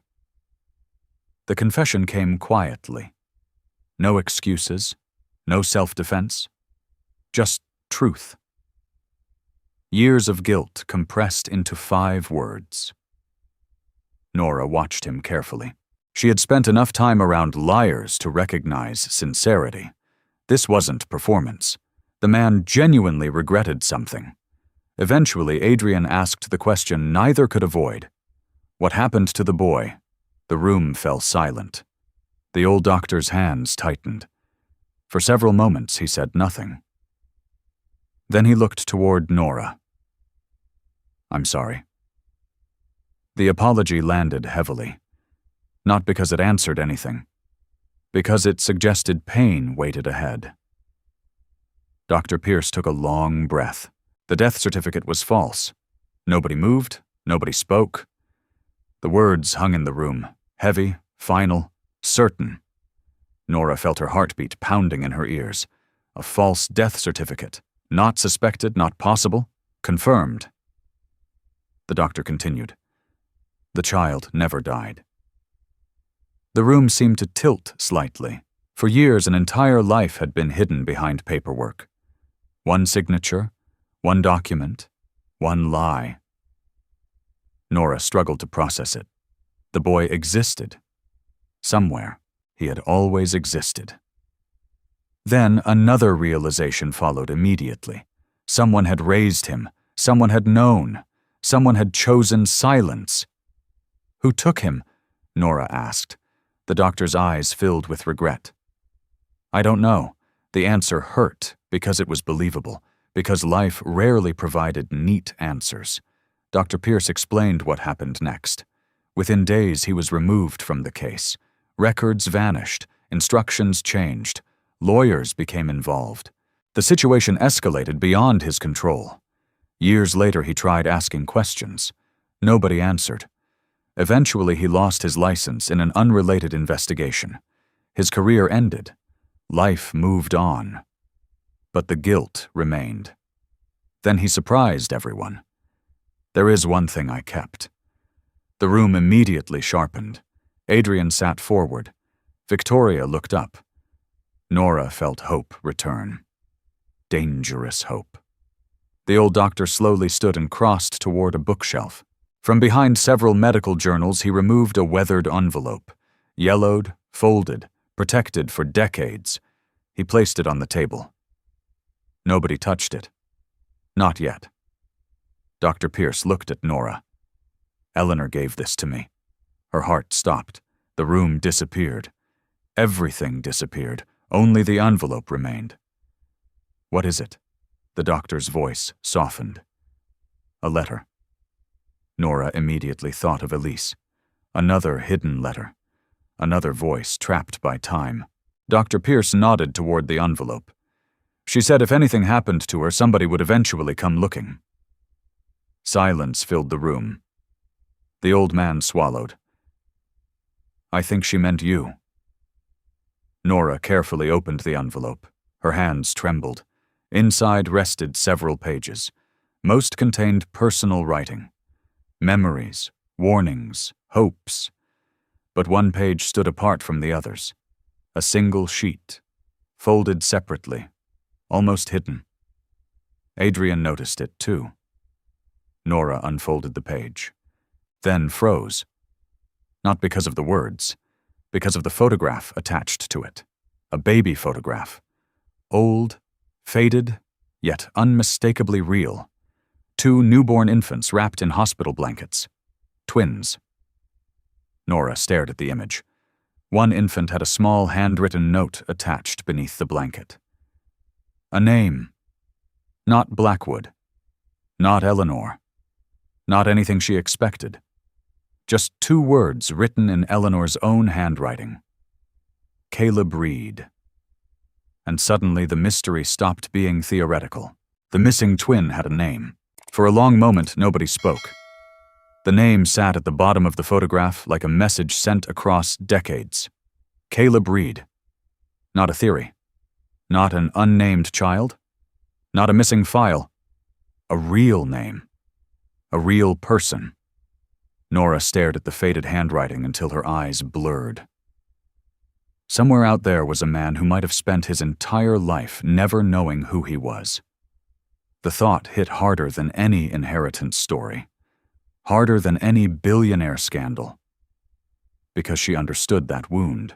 The need to know where you belonged. The need to know why certain doors always felt closed. The need to understand why parts of your story never made sense. Dr. Pierce watched her quietly. I always wondered what happened to him. His voice carried genuine regret. Not curiosity. Regret. Years of it. Adrian carefully examined the photograph. Then the letter. Several additional pages contained fragments of information. Addresses, medical notes, a temporary placement record. Nothing complete. Nothing easy. But enough to begin. Victoria immediately photographed everything. Daniel requested permission to copy the documents. The old doctor agreed. His shoulders seemed lighter afterward, as if telling the truth removed a burden he had carried for years. Before they left, Nora stopped beside him. Why keep it? The question wasn't accusatory, just honest. Dr. Pierce looked toward the window. I failed your mother. The answer came immediately, no hesitation, no excuses. Keeping it was the only thing I could do afterward. Nora didn't know what to say, because sometimes people weren't villains. Sometimes they were simply too afraid when courage mattered most, and they spent the rest of their lives wishing they had been stronger. The flight home felt very different. Nobody discussed whether Caleb existed anymore. That question was settled. Now they faced a different challenge. Finding him. The information from Eleanor's letter pointed toward Baltimore. Several records mentioned foster placements, community outreach programs, temporary housing organizations. The trail wasn't fresh. It was decades old. But it was something. By the time they landed, Adrian's investigative team was already working. 3 days later, they had a possible match. His name was still Caleb Reed, 30 years old, community organizer, Baltimore. No criminal record, no connection to the Blackwood family, no known ties to wealth, nothing that suggested he had any idea who Eleanor Blackwood was. The irony wasn't lost on Nora. A hidden heir, raised without privilege, raised without inheritance, raised without protection. In many ways, that sounded familiar. Daniel arranged contact through a local non-profit. No mention of family secrets, no mention of billionaires. Just a request for a private meeting. Caleb agreed, reluctantly, mostly because the organization trusted Nora's foundation. The meeting took place inside a modest community center in Baltimore. The building wasn't impressive, but it was alive. Children moved through after-school programs. Volunteers organized food deliveries. Families attended support workshops. The place reminded Nora of people who built value instead of displaying it. She immediately liked it. Then she saw Caleb and froze. Not because they looked identical. They didn't. Life had shaped them differently. But there were similarities. The eyes, the jawline, certain expressions, the small, unconscious habits. Enough to make something deep inside her chest tighten. Caleb noticed the staring immediately. His expression hardened. Defensive, cautious. The reaction made sense. Two wealthy strangers arriving with lawyers usually meant trouble, not answers. The meeting began awkwardly. Caleb sat across from Nora and Adrian. His arms remained crossed, his posture guarded. He looked more interested in leaving than listening. Let's start simple. His voice was calm, but firm. Why am I here? Nobody rushed. Nora appreciated that, because trust couldn't be forced, especially not on someone who had spent his life surviving uncertainty. Daniel explained carefully. Not everything. Just enough. Old records, a historical investigation, possible family connections. Caleb listened without interruption, which somehow felt more intimidating. When Daniel finished, silence filled the room. Then Caleb laughed. Not because anything was funny, because the situation sounded ridiculous. You're serious? Nora nodded. The man looked between them. A billionaire CEO, a foundation director, lawyers, investigators, family documents. The entire situation probably sounded insane. Finally, he looked directly at Nora. "What exactly do you think I am?" The question hit harder than expected, because beneath it lived something painful. "What exactly do you think I am? A missing person? A legal claim? An heir? A problem?" Nora understood why he asked. She answered carefully. "A person." Caleb's expression didn't change, but something shifted. Small, almost invisible. Still there. The conversation lasted nearly 2 hours. Most of it involved questions, not accusations. Questions. Caleb described growing up in foster care, multiple placements, frequent moves, little information about his biological family. The details sounded painfully familiar. At several points, Nora saw flashes of herself. Different circumstances, same loneliness, same uncertainty, same need to build a life without a map. Eventually, Caleb leaned back. "So let's assume you're right." The room quieted. "Let's assume I'm connected to all this." He gestured vaguely toward Adrian. "The billionaires? The family? The money?" His expression hardened again. "What happens then?" Nobody immediately answered. Because the question mattered. Not legally, emotionally, humanly. Nora finally spoke. "You get the truth." Caleb looked at her. "The truth doesn't change the past." "No." She nodded. "It doesn't." The answer seemed to surprise him, because she wasn't promising miracles. No happy ending, no erased pain, just truth. After a moment, he looked away. For the first time, he seemed less angry, more tired. That change felt important. Before they left, Daniel requested a voluntary DNA comparison. Private, confidential, no publicity, no legal action. Caleb didn't answer immediately. Instead, he asked one final question. The question nobody expected. "What did your family do when they found you?" Nora understood immediately. Not the investigation, not the documents, the emotional part, the human part. She thought about Elise, Liam, Adrian, the years of confusion, the mistakes, the healing. Then she answered honestly. "Some people protected me." A pause. "Some people lied to me." Another pause. But the people who stayed mattered more. The room became quiet. Caleb looked down, thinking, processing. Eventually he nodded. Not agreement, not trust, just possibility. Sometimes that was enough. As they prepared to leave, a volunteer entered unexpectedly, a woman carrying folders. She stopped when she saw Caleb. "Sorry." Then her eyes shifted toward Nora, toward Adrian, toward the legal team. Confusion crossed her face, only briefly. Then she left. The interruption seemed insignificant until Caleb suddenly went pale. Nora noticed immediately. "What is it?" He stared toward the doorway, not moving, not blinking. The change felt immediate, personal, deep. Finally, he whispered something. Not to Nora, not to Adrian, to himself. No way. The room became still. What Nora asked. Caleb slowly looked up. His expression had completely changed. Fear, shock, recognition. All at once. Then he said the last thing anyone expected. "The woman who just walked out?" His voice cracked slightly. "I've seen her before. Nobody understood." "Not yet." Caleb swallowed hard, then pointed toward the door. "She worked with the people who handled my foster records."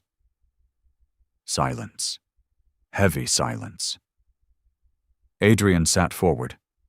Nora felt her heartbeat accelerating. Because suddenly another thread had appeared. Another connection. Another person standing between the past and the truth. And for the first time since finding Caleb Reed, Nora realized his life might not have been separated from hers by accident. Someone may have been watching him for years, The room stayed silent long after Caleb spoke. Nobody rushed to fill the gap. Some moments were too important for quick answers. Caleb looked toward the hallway where the volunteer had disappeared. His face had lost color. The calm, guarded man Nora had met only hours earlier suddenly looked like someone dragged back into a memory he had spent years trying to bury. "What do you mean?" Adrian asked carefully. Caleb rubbed a hand across his face. "I don't know her name." He paused. "But I've seen her before." Nora leaned forward. "Where in a foster services office?" His voice was steady now, but barely. "I was maybe 12, maybe 13. The uncertainty hurt more than certainty ever could. Children in stable homes remembered birthdays, vacations, family dinners. Children who grew up moving between foster placements often remembered events through fragments. A hallway, a social worker, a locked office door, a face." Caleb stared at the table. "She wasn't staff." "How do you know?" Daniel asked. "Because everyone treated her differently." That answer caught Adrian's attention immediately. Caleb continued. People listened when she spoke. They seemed nervous around her. Nora felt her heartbeat quicken. The volunteer they had just seen couldn't have been more than 55. Professional, quiet, ordinary. Yet something about her had clearly stayed in Caleb's memory. "Did she speak to you?" Nora asked. He shook his head. "No." Then he hesitated. "At least, I don't think so." The uncertainty bothered him. Nora could see it. Trauma rarely preserved memories perfectly. It preserved emotions, fear, confusion, shame. Those remained. The details faded. Daniel immediately requested the volunteer's information from the community center director. The answer arrived less than 20 minutes later. Her name was Victoria Graves. The room went completely still. Adrian slowly leaned back. Nora stared at him. Neither of them spoke, because they already knew that name. Victoria Graves, the compliance advisor. The woman Julian Blackwood had repeatedly implied was dangerous. The woman who had spent months helping Adrian investigate old records. The woman who had been positioned perfectly as a suspect. And now her name had surfaced again. Connected to Caleb's childhood. Connected to foster records. Connected to the years when Eleanor's children disappeared. For the first time, Adrian felt genuine uncertainty, not fear. Uncertainty. The kind that came when evidence pointed in two completely opposite directions. On the flight back to Charleston, nobody slept much. Nora sat beside the window. Below her, clouds drifted across the darkness.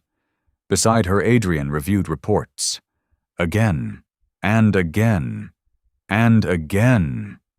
The facts refused to fit neatly together. Victoria had helped uncover the altered DNA records. She had exposed inconsistencies in trust documents. She had repeatedly pushed investigations forward. None of that matched the profile of someone hiding the truth. Yet Caleb's memory couldn't be ignored either. Nora finally broke the silence. "What if both things are true?" Adrian looked up. "What do you mean? What if she helped us now because she feels guilty about something she did then?" The possibility lingered between them. Human beings were complicated. Good people sometimes made terrible decisions.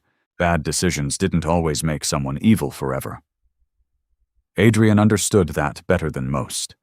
His own family history had taught him that.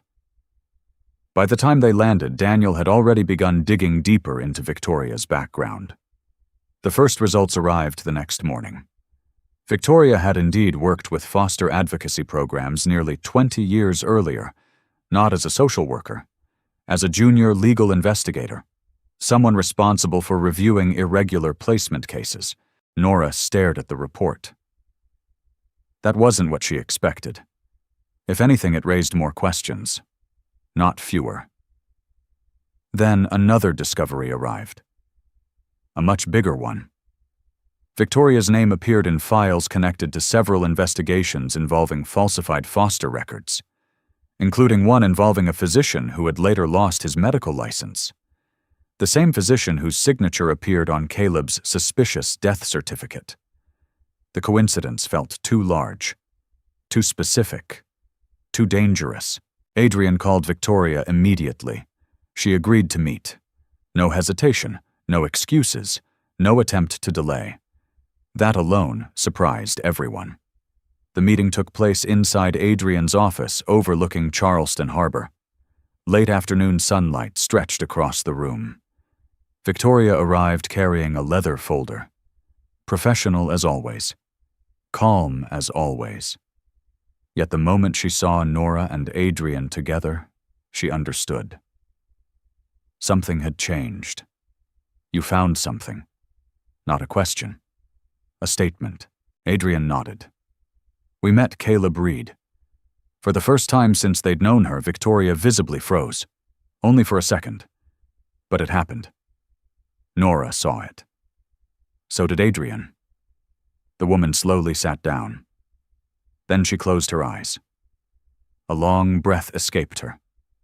When she opened them again, something looked different. Not defensive. Tired. Very tired. You found him. Her voice barely rose above a whisper. Nobody spoke. Victoria looked toward the harbor, then back at Nora. I always hoped someone would. The room became very still. Adrian folded his arms. Then maybe you should start explaining. Victoria nodded slowly. She didn't argue, didn't deny anything. Instead, she opened her folder. Inside were copies of documents, old documents, very old. Nora immediately recognized one name, Eleanor Blackwood, another, Caleb Reed, then a third, Julian Blackwood's mother. The air seemed to leave the room. Adrian leaned forward. Victoria slid the papers across the table. What you're looking at is why Eleanor disappeared. The words landed like a stone. Nobody interrupted. Victoria continued. 29 years ago, Eleanor discovered financial manipulation inside the Blackwood Trust. Nora's stomach tightened. The same accusation mentioned in Eleanor's letter. The same secret hidden beneath everything. She wasn't trying to take money, Victoria said. She was trying to stop people from stealing it. Adrian's jaw tightened. He already knew where this was heading. Victoria looked directly at him.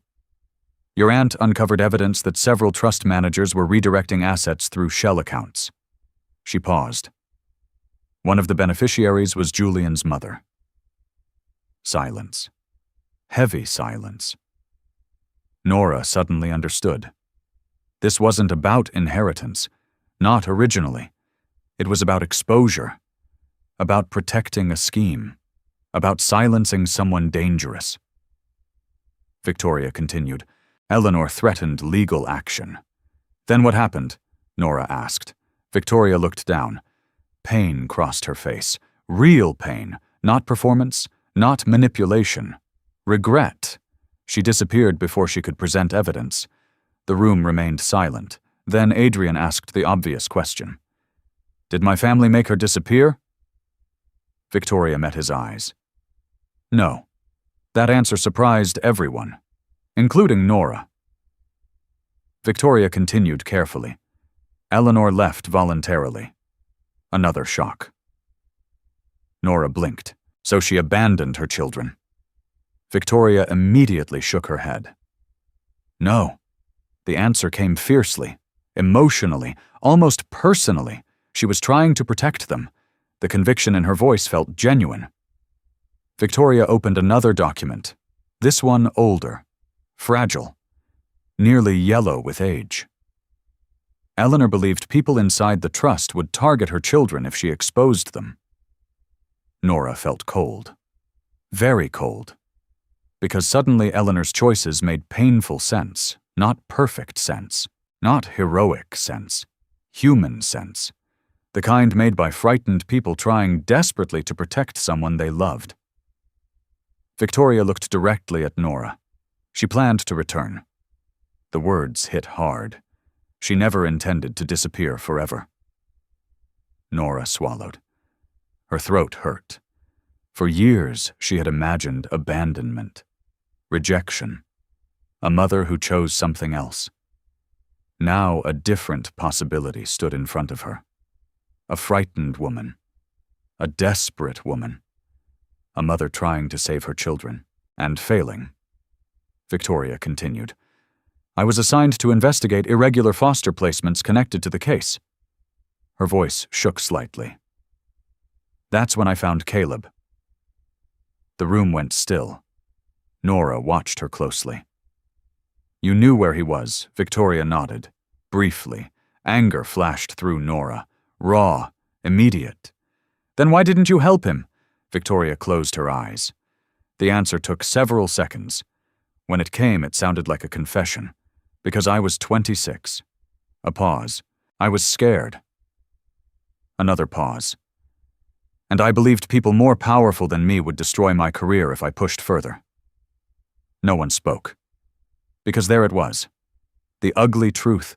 Not a mastermind, not a villain, fear, ordinary fear.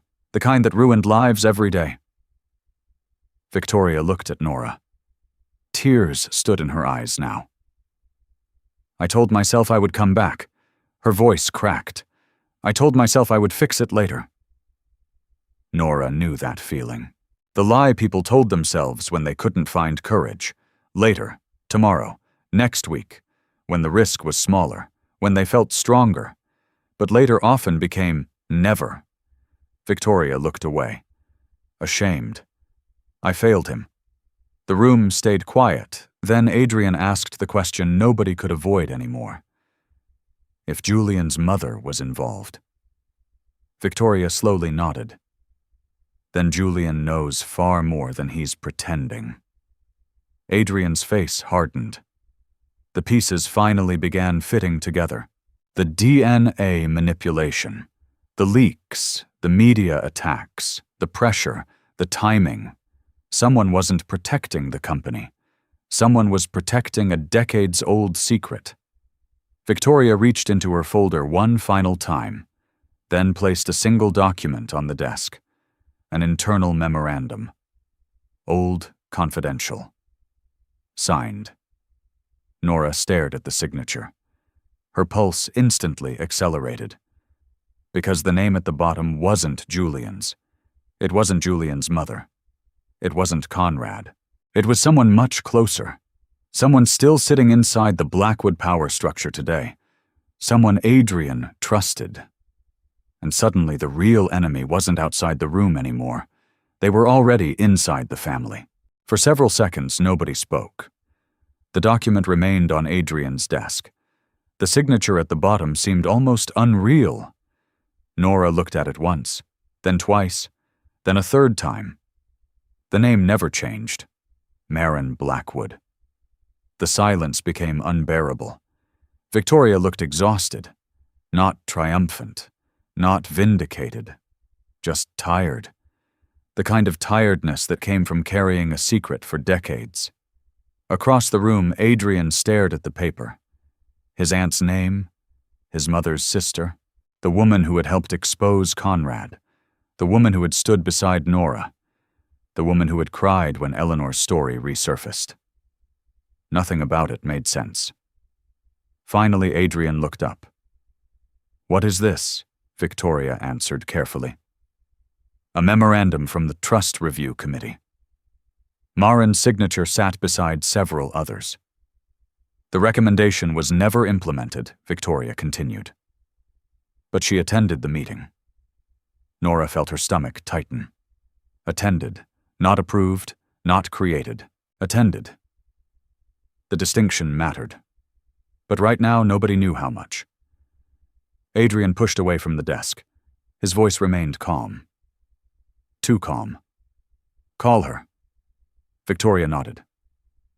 Marin arrived less than an hour later. The moment she entered the room and saw the document, her face changed. Not shock. Recognition. Immediate recognition. The kind that only came when someone already knew exactly what they were looking at.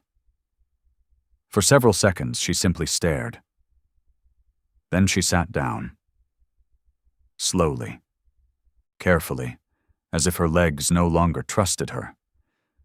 Adrian stood near the window, not sitting, not hiding, standing, the way he did now when something mattered. Marin. His voice was quiet. "What is this?" She looked at the document, then at him, then at Nora. The pain in her eyes seemed older than anyone in the room. Finally, she spoke. "I knew this day would come." Nobody interrupted. Marin folded her hands together. When Eleanor disappeared, the family was terrified. Nora listened carefully, not because she wanted excuses, because she wanted truth. Marin continued. The trust board believed a scandal would destroy everything Adrian asked, the company, the estate, the family name. A bitter laugh escaped him. So they protected the money. No. The answer came immediately. Marin looked directly at him. They protected themselves. The honesty hit harder than denial. She took a slow breath. When Eleanor accused people inside the trust of financial misconduct, nobody knew how serious it was. Victoria remained silent, allowing Marin to continue. The board ordered a private review. Marin touched the document. This was part of it. Nora finally spoke. "You signed it?" "Yes." The answer came without hesitation. No excuses. No attempt to dodge responsibility. Just truth. "I signed it." The room remained silent. Then Marin added something nobody expected. "And I've regretted it every day since." Adrian's expression softened slightly. Not forgiveness. Not yet. Understanding. Marin continued. The document wasn't about removing Eleanor. She pointed toward several paragraphs. It was about delaying action until the investigation finished. Nora quickly reviewed the pages. Her pulse slowed. Because Marin was right. The recommendation didn't silence Eleanor. It delayed proceedings. Temporary review, internal examination, administrative language, cowardly language, the kind institutions often used when they were afraid of bad publicity. Marin lowered her head. We told ourselves we were being responsible. A pause. We were being afraid. No one spoke. Because everyone understood. Fear didn't always create villains. Sometimes it created spectators. People who saw wrong things happening and convinced themselves someone else would fix them. Victoria finally nodded. That's what happened. Marin looked at Nora. Tears stood in her eyes. I didn't hurt your mother. The words trembled. But I failed her. Nora believed her. That was the difficult part. Real life rarely offered perfect heroes and perfect villains. Most damage came from people who stayed silent when they should have spoken. Marin swallowed hard. When Eleanor disappeared, I thought she would return. Her voice broke. When months became years, I realized she wasn't coming back. Adrian stepped closer. What about Julian's mother? Everything changed. The moment her name entered the conversation, Marin's expression hardened. For the first time all evening, not fear, anger, old anger, deep anger. Claire Blackwood knew exactly what Eleanor discovered. Victoria slowly nodded, confirming it. Marin continued. She wasn't stealing money herself. Nora frowned. Then why? Because her husband was. The room went still.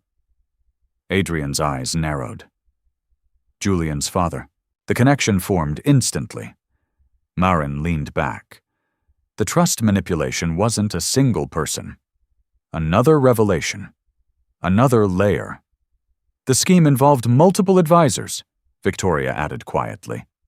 But Julian's father was one of the primary beneficiaries. Everything suddenly made sense. The panic, the cover-ups, the pressure, the missing records. Julian hadn't created the problem. He inherited it, just as Adrian inherited Blackwood Aerospace, just as Nora inherited a history she never asked for. The difference was what each person chose to do with it. Daniel entered the room carrying another file. The timing couldn't have been worse, or better, depending on perspective. I found something. Everyone turned. Daniel placed several pages on the desk. Financial transfers, old trust records, private communications. One email stood out immediately. Julian Blackwood. 6 months earlier. Long before the gala. Long before Nora learned about Eleanor. Long before the investigation began. His message was short, but devastating. Monitor Nora Vale. If Eleanor's line survived, we need confirmation before Adrian finds it. The room fell silent. Adrian stared at the page, again and again and again.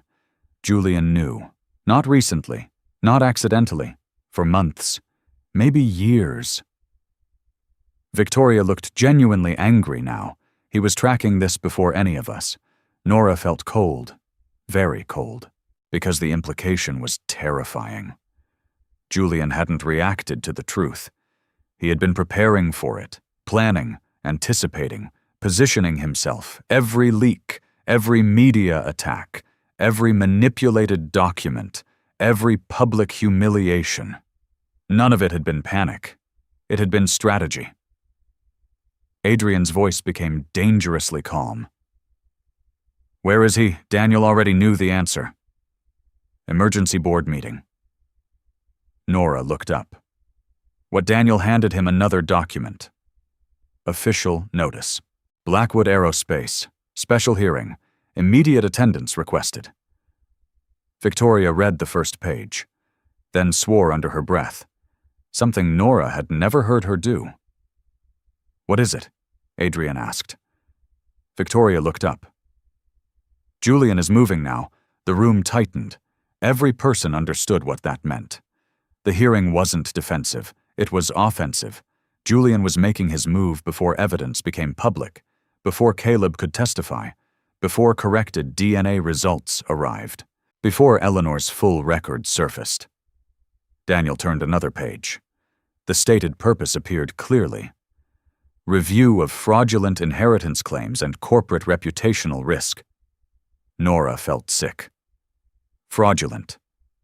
The word hit hard. Not because she believed it, because she knew what it would do publicly. A poor girl, a former replacement bride, a foster child, a woman already accused of chasing wealth.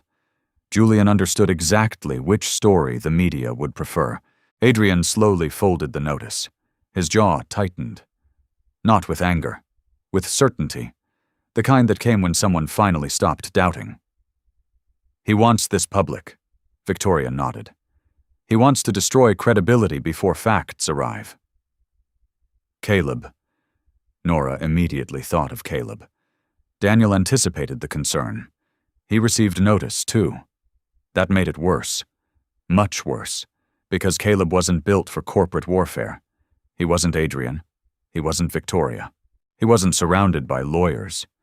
He was a man who spent most of his life fighting simply to belong somewhere. Using his foster history against him would hurt. Nora knew it would, because similar accusations once hurt her. The room remained silent. Then Adrian looked toward Nora, not speaking immediately, just looking, the way he always did when something mattered. Finally, he said the one thing she needed to hear. You don't have to prove you're worthy of existing. Nora felt tears sting unexpectedly, because that was the real battle, not inheritance, not trust funds, not boardrooms, recognition, the right to exist without earning permission from powerful people. Marin quietly wiped her eyes. Victoria looked away. Even Daniel remained silent. The truth was uncomfortable, because it reached far beyond the Blackwood family. Too many people spent their lives being asked to prove their worth, their background, their education, their bloodline, their income, their status, as if dignity required qualification. Adrian stepped beside Nora, not in front of her, beside her, exactly where he belonged. "We go to the hearing." Victoria nodded. Daniel nodded. Marin nodded. Even Caleb, when reached by phone, gave the same answer. No hesitation. No retreat. No running. For the first time, Nora realized something important. She wasn't walking into that room alone. Not anymore. Hours later, as the city lights glowed beyond Blackwood House, another envelope arrived. Hand-delivered. No return address. Inside sat a single sheet of paper. Nothing more. No explanation. No signature. Only one sentence typed across the center. "If Eleanor's children speak tomorrow, the truth about Adrian's accident will be released next." Nora stared at the page, then looked up at Adrian. Because suddenly the inheritance battle wasn't the only war waiting for them. Someone was threatening to reopen the darkest chapter of his life. And the hearing hadn't even begun. Sua. The cemetery overlooked the water. It wasn't grand. It wasn't hidden behind gates. It wasn't protected by wealth or status. It was quiet. Simple. The kind of place where the truth felt louder than money ever could. Nora stood beside Eleanor Blackwood's grave with a folded letter in her hands. Beside her stood Caleb, Elise, Liam, and Adrian. The wind moved softly through the trees. For a long moment, nobody spoke. There was nothing left to fight. The hearing had ended weeks earlier. Julian's manipulation had been exposed. The altered DNA records had been corrected. The clinic archives, Eleanor's letters, and decades of buried evidence had finally been recognized. Nora and Caleb had been legally acknowledged as Eleanor's children. The hidden heirs. The forgotten branch of the billionaire family. The secret Eleanor had spent her life trying to protect. Yet standing there, none of it felt like victory. Not the way people imagined victory. Because no court ruling could return lost years. No inheritance could give Caleb a childhood. No legal recognition could erase Nora's loneliness. Some wounds healed. Others simply became easier to carry. Nora looked down at the final page of Eleanor's letter. The last section had remained sealed until everything was resolved. She unfolded it carefully. Her hands still trembled a little. Then she began to read. Eleanor's words were simple. Not dramatic, not poetic, just honest. If you are reading this, then the truth finally survived longer than the people who tried to bury it. Nora felt tears sting her eyes. She continued. I hope you never measure your value by the money attached to my name. I hope you never spend your life trying to earn acceptance from people who should have loved you freely. The wind shifted gently around them. Caleb stared at the ground. Liam quietly moved closer to Nora, and Adrian never looked away from her. The letter continued. If there is any inheritance left, use it to create freedom, not power. Freedom for people whose voices are ignored. Freedom for children who feel abandoned. Freedom for those who are told their lives matter less because they have less. Nora stopped reading. Not because she wanted to, because emotion caught in her throat. For years, she had searched for answers, for identity, for belonging. And now she realized Eleanor's greatest gift had never been money. It had been perspective, the courage to remember that dignity belonged to everyone, not only the powerful, not only the wealthy, not only the people history chose to notice. A few moments later, Caleb quietly broke the silence. I know what I want to do. Everyone looked at him. He smiled faintly. still awkward around family, still adjusting to the idea that he had one. I don't need another mansion. That earned a small laugh, even from Adrian. Caleb looked toward Eleanor's grave. But I know a lot of kids who need someone to fight for them. Nora felt warmth spread through her chest. Because she already knew. She wanted the same thing. Months later, the Eleanor Blackwood Advocacy Trust officially opened. A large portion of the inheritance funded it. Not because Nora and Caleb rejected their family legacy, because they chose what kind of legacy they wanted to continue. The organization supported foster children, caregivers, patients facing institutional abuse, workers silenced by powerful employers, people whose stories often disappeared because nobody important wanted to hear them. The trust started small, then grew. One family, then 10, then hundreds. The money that once fueled secrecy now helped people find a voice, and somehow that felt exactly like something Eleanor would have wanted. The most emotional victory arrived quietly, without lawyers, without headlines, without television cameras. One rainy Thursday afternoon, Nora sat inside a courthouse holding Liam's hand. The process had taken months. Background reviews, legal evaluations, endless paperwork. But this time there were no obstacles, no threats, no uncertainty. When the judge finalized Liam's permanent legal status within the family, Nora cried before she even realized she was crying. Liam pretended not to, for nearly 30 seconds. Then he failed completely. The two of them laughed through tears, because after everything they had survived, neither of them would ever have to worry about being separated again. Some victories arrived loudly, others arrived as peace. This one felt like peace. Not every relationship healed perfectly. Nora knew that. Life didn't work that way. Her relationship with Elise remained complicated. There were still difficult conversations, still moments of sadness, still years they could never recover. But honesty had replaced silence, and honesty created room for healing. One evening, months after the trust opened, Nora found herself sitting beside Elise on a porch overlooking the ocean. The same ocean that seemed to appear at every turning point in their lives. Neither spoke for a while. Then Elise quietly asked the question she had feared for years. "Do you forgive me?" Nora thought carefully. Not because she didn't know, because she wanted to answer honestly. Finally, she nodded. "Yes." Elise's eyes filled immediately. Then Nora added the part that mattered. "It doesn't mean the hurt disappeared." Elise lowered her head. "I know. But it means I understand why you made the choices you did." Silence followed. Gentle silence. The kind that existed between people finally learning how to tell the truth. Nora reached for her hand. And for the first time in decades, neither of them felt completely alone. A year after the hearing, Adrian invited Nora to the rehabilitation wing. The room looked familiar. Support bars, equipment. The same place where she had first realized recovery was not a straight line.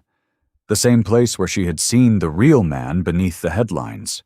Adrian stood near the center of the room when she arrived.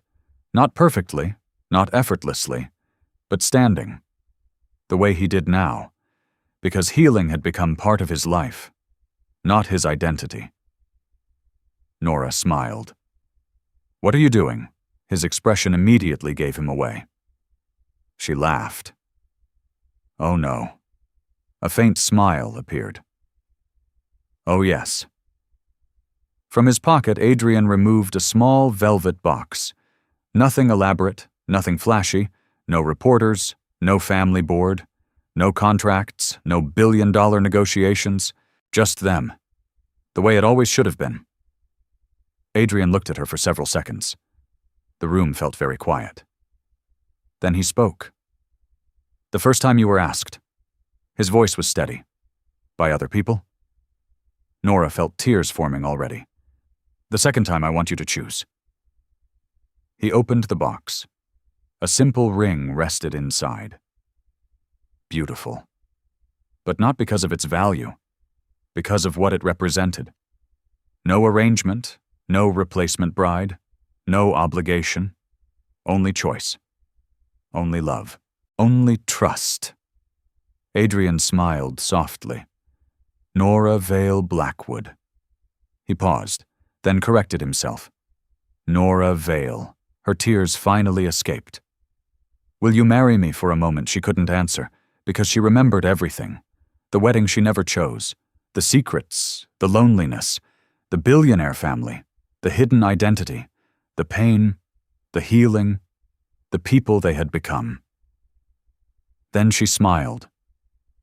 And this time, nobody answered for her. Nobody pressured her. Nobody decided her future. She chose. Yes. The word barely left her lips before Adrian laughed. A real laugh. The kind that came from relief, from gratitude, from joy. Several moments later, they stood outside overlooking the water. The sun was beginning to set. The sky painted in gold, pink, orange, quiet colors. Adrian slowly walked toward her. Step by step. Not to prove he could stand. Not to impress anyone. Not to win. Simply to meet her. As an equal, as the man he had fought to become. And as Nora watched him approach, she finally understood the real legacy Eleanor Blackwood had left behind. Not money, not inheritance, not status. The courage to protect human dignity. The courage to choose compassion over power. And the courage to build a future where no one had to earn the right to matter. If this story stayed with you, share the moment that touched you most. Was it Nora learning the truth? Caleb being found Elise's confession? Or Adrian's second proposal? And if you enjoy emotional stories about family healing and second chances, stay with us for the next journey.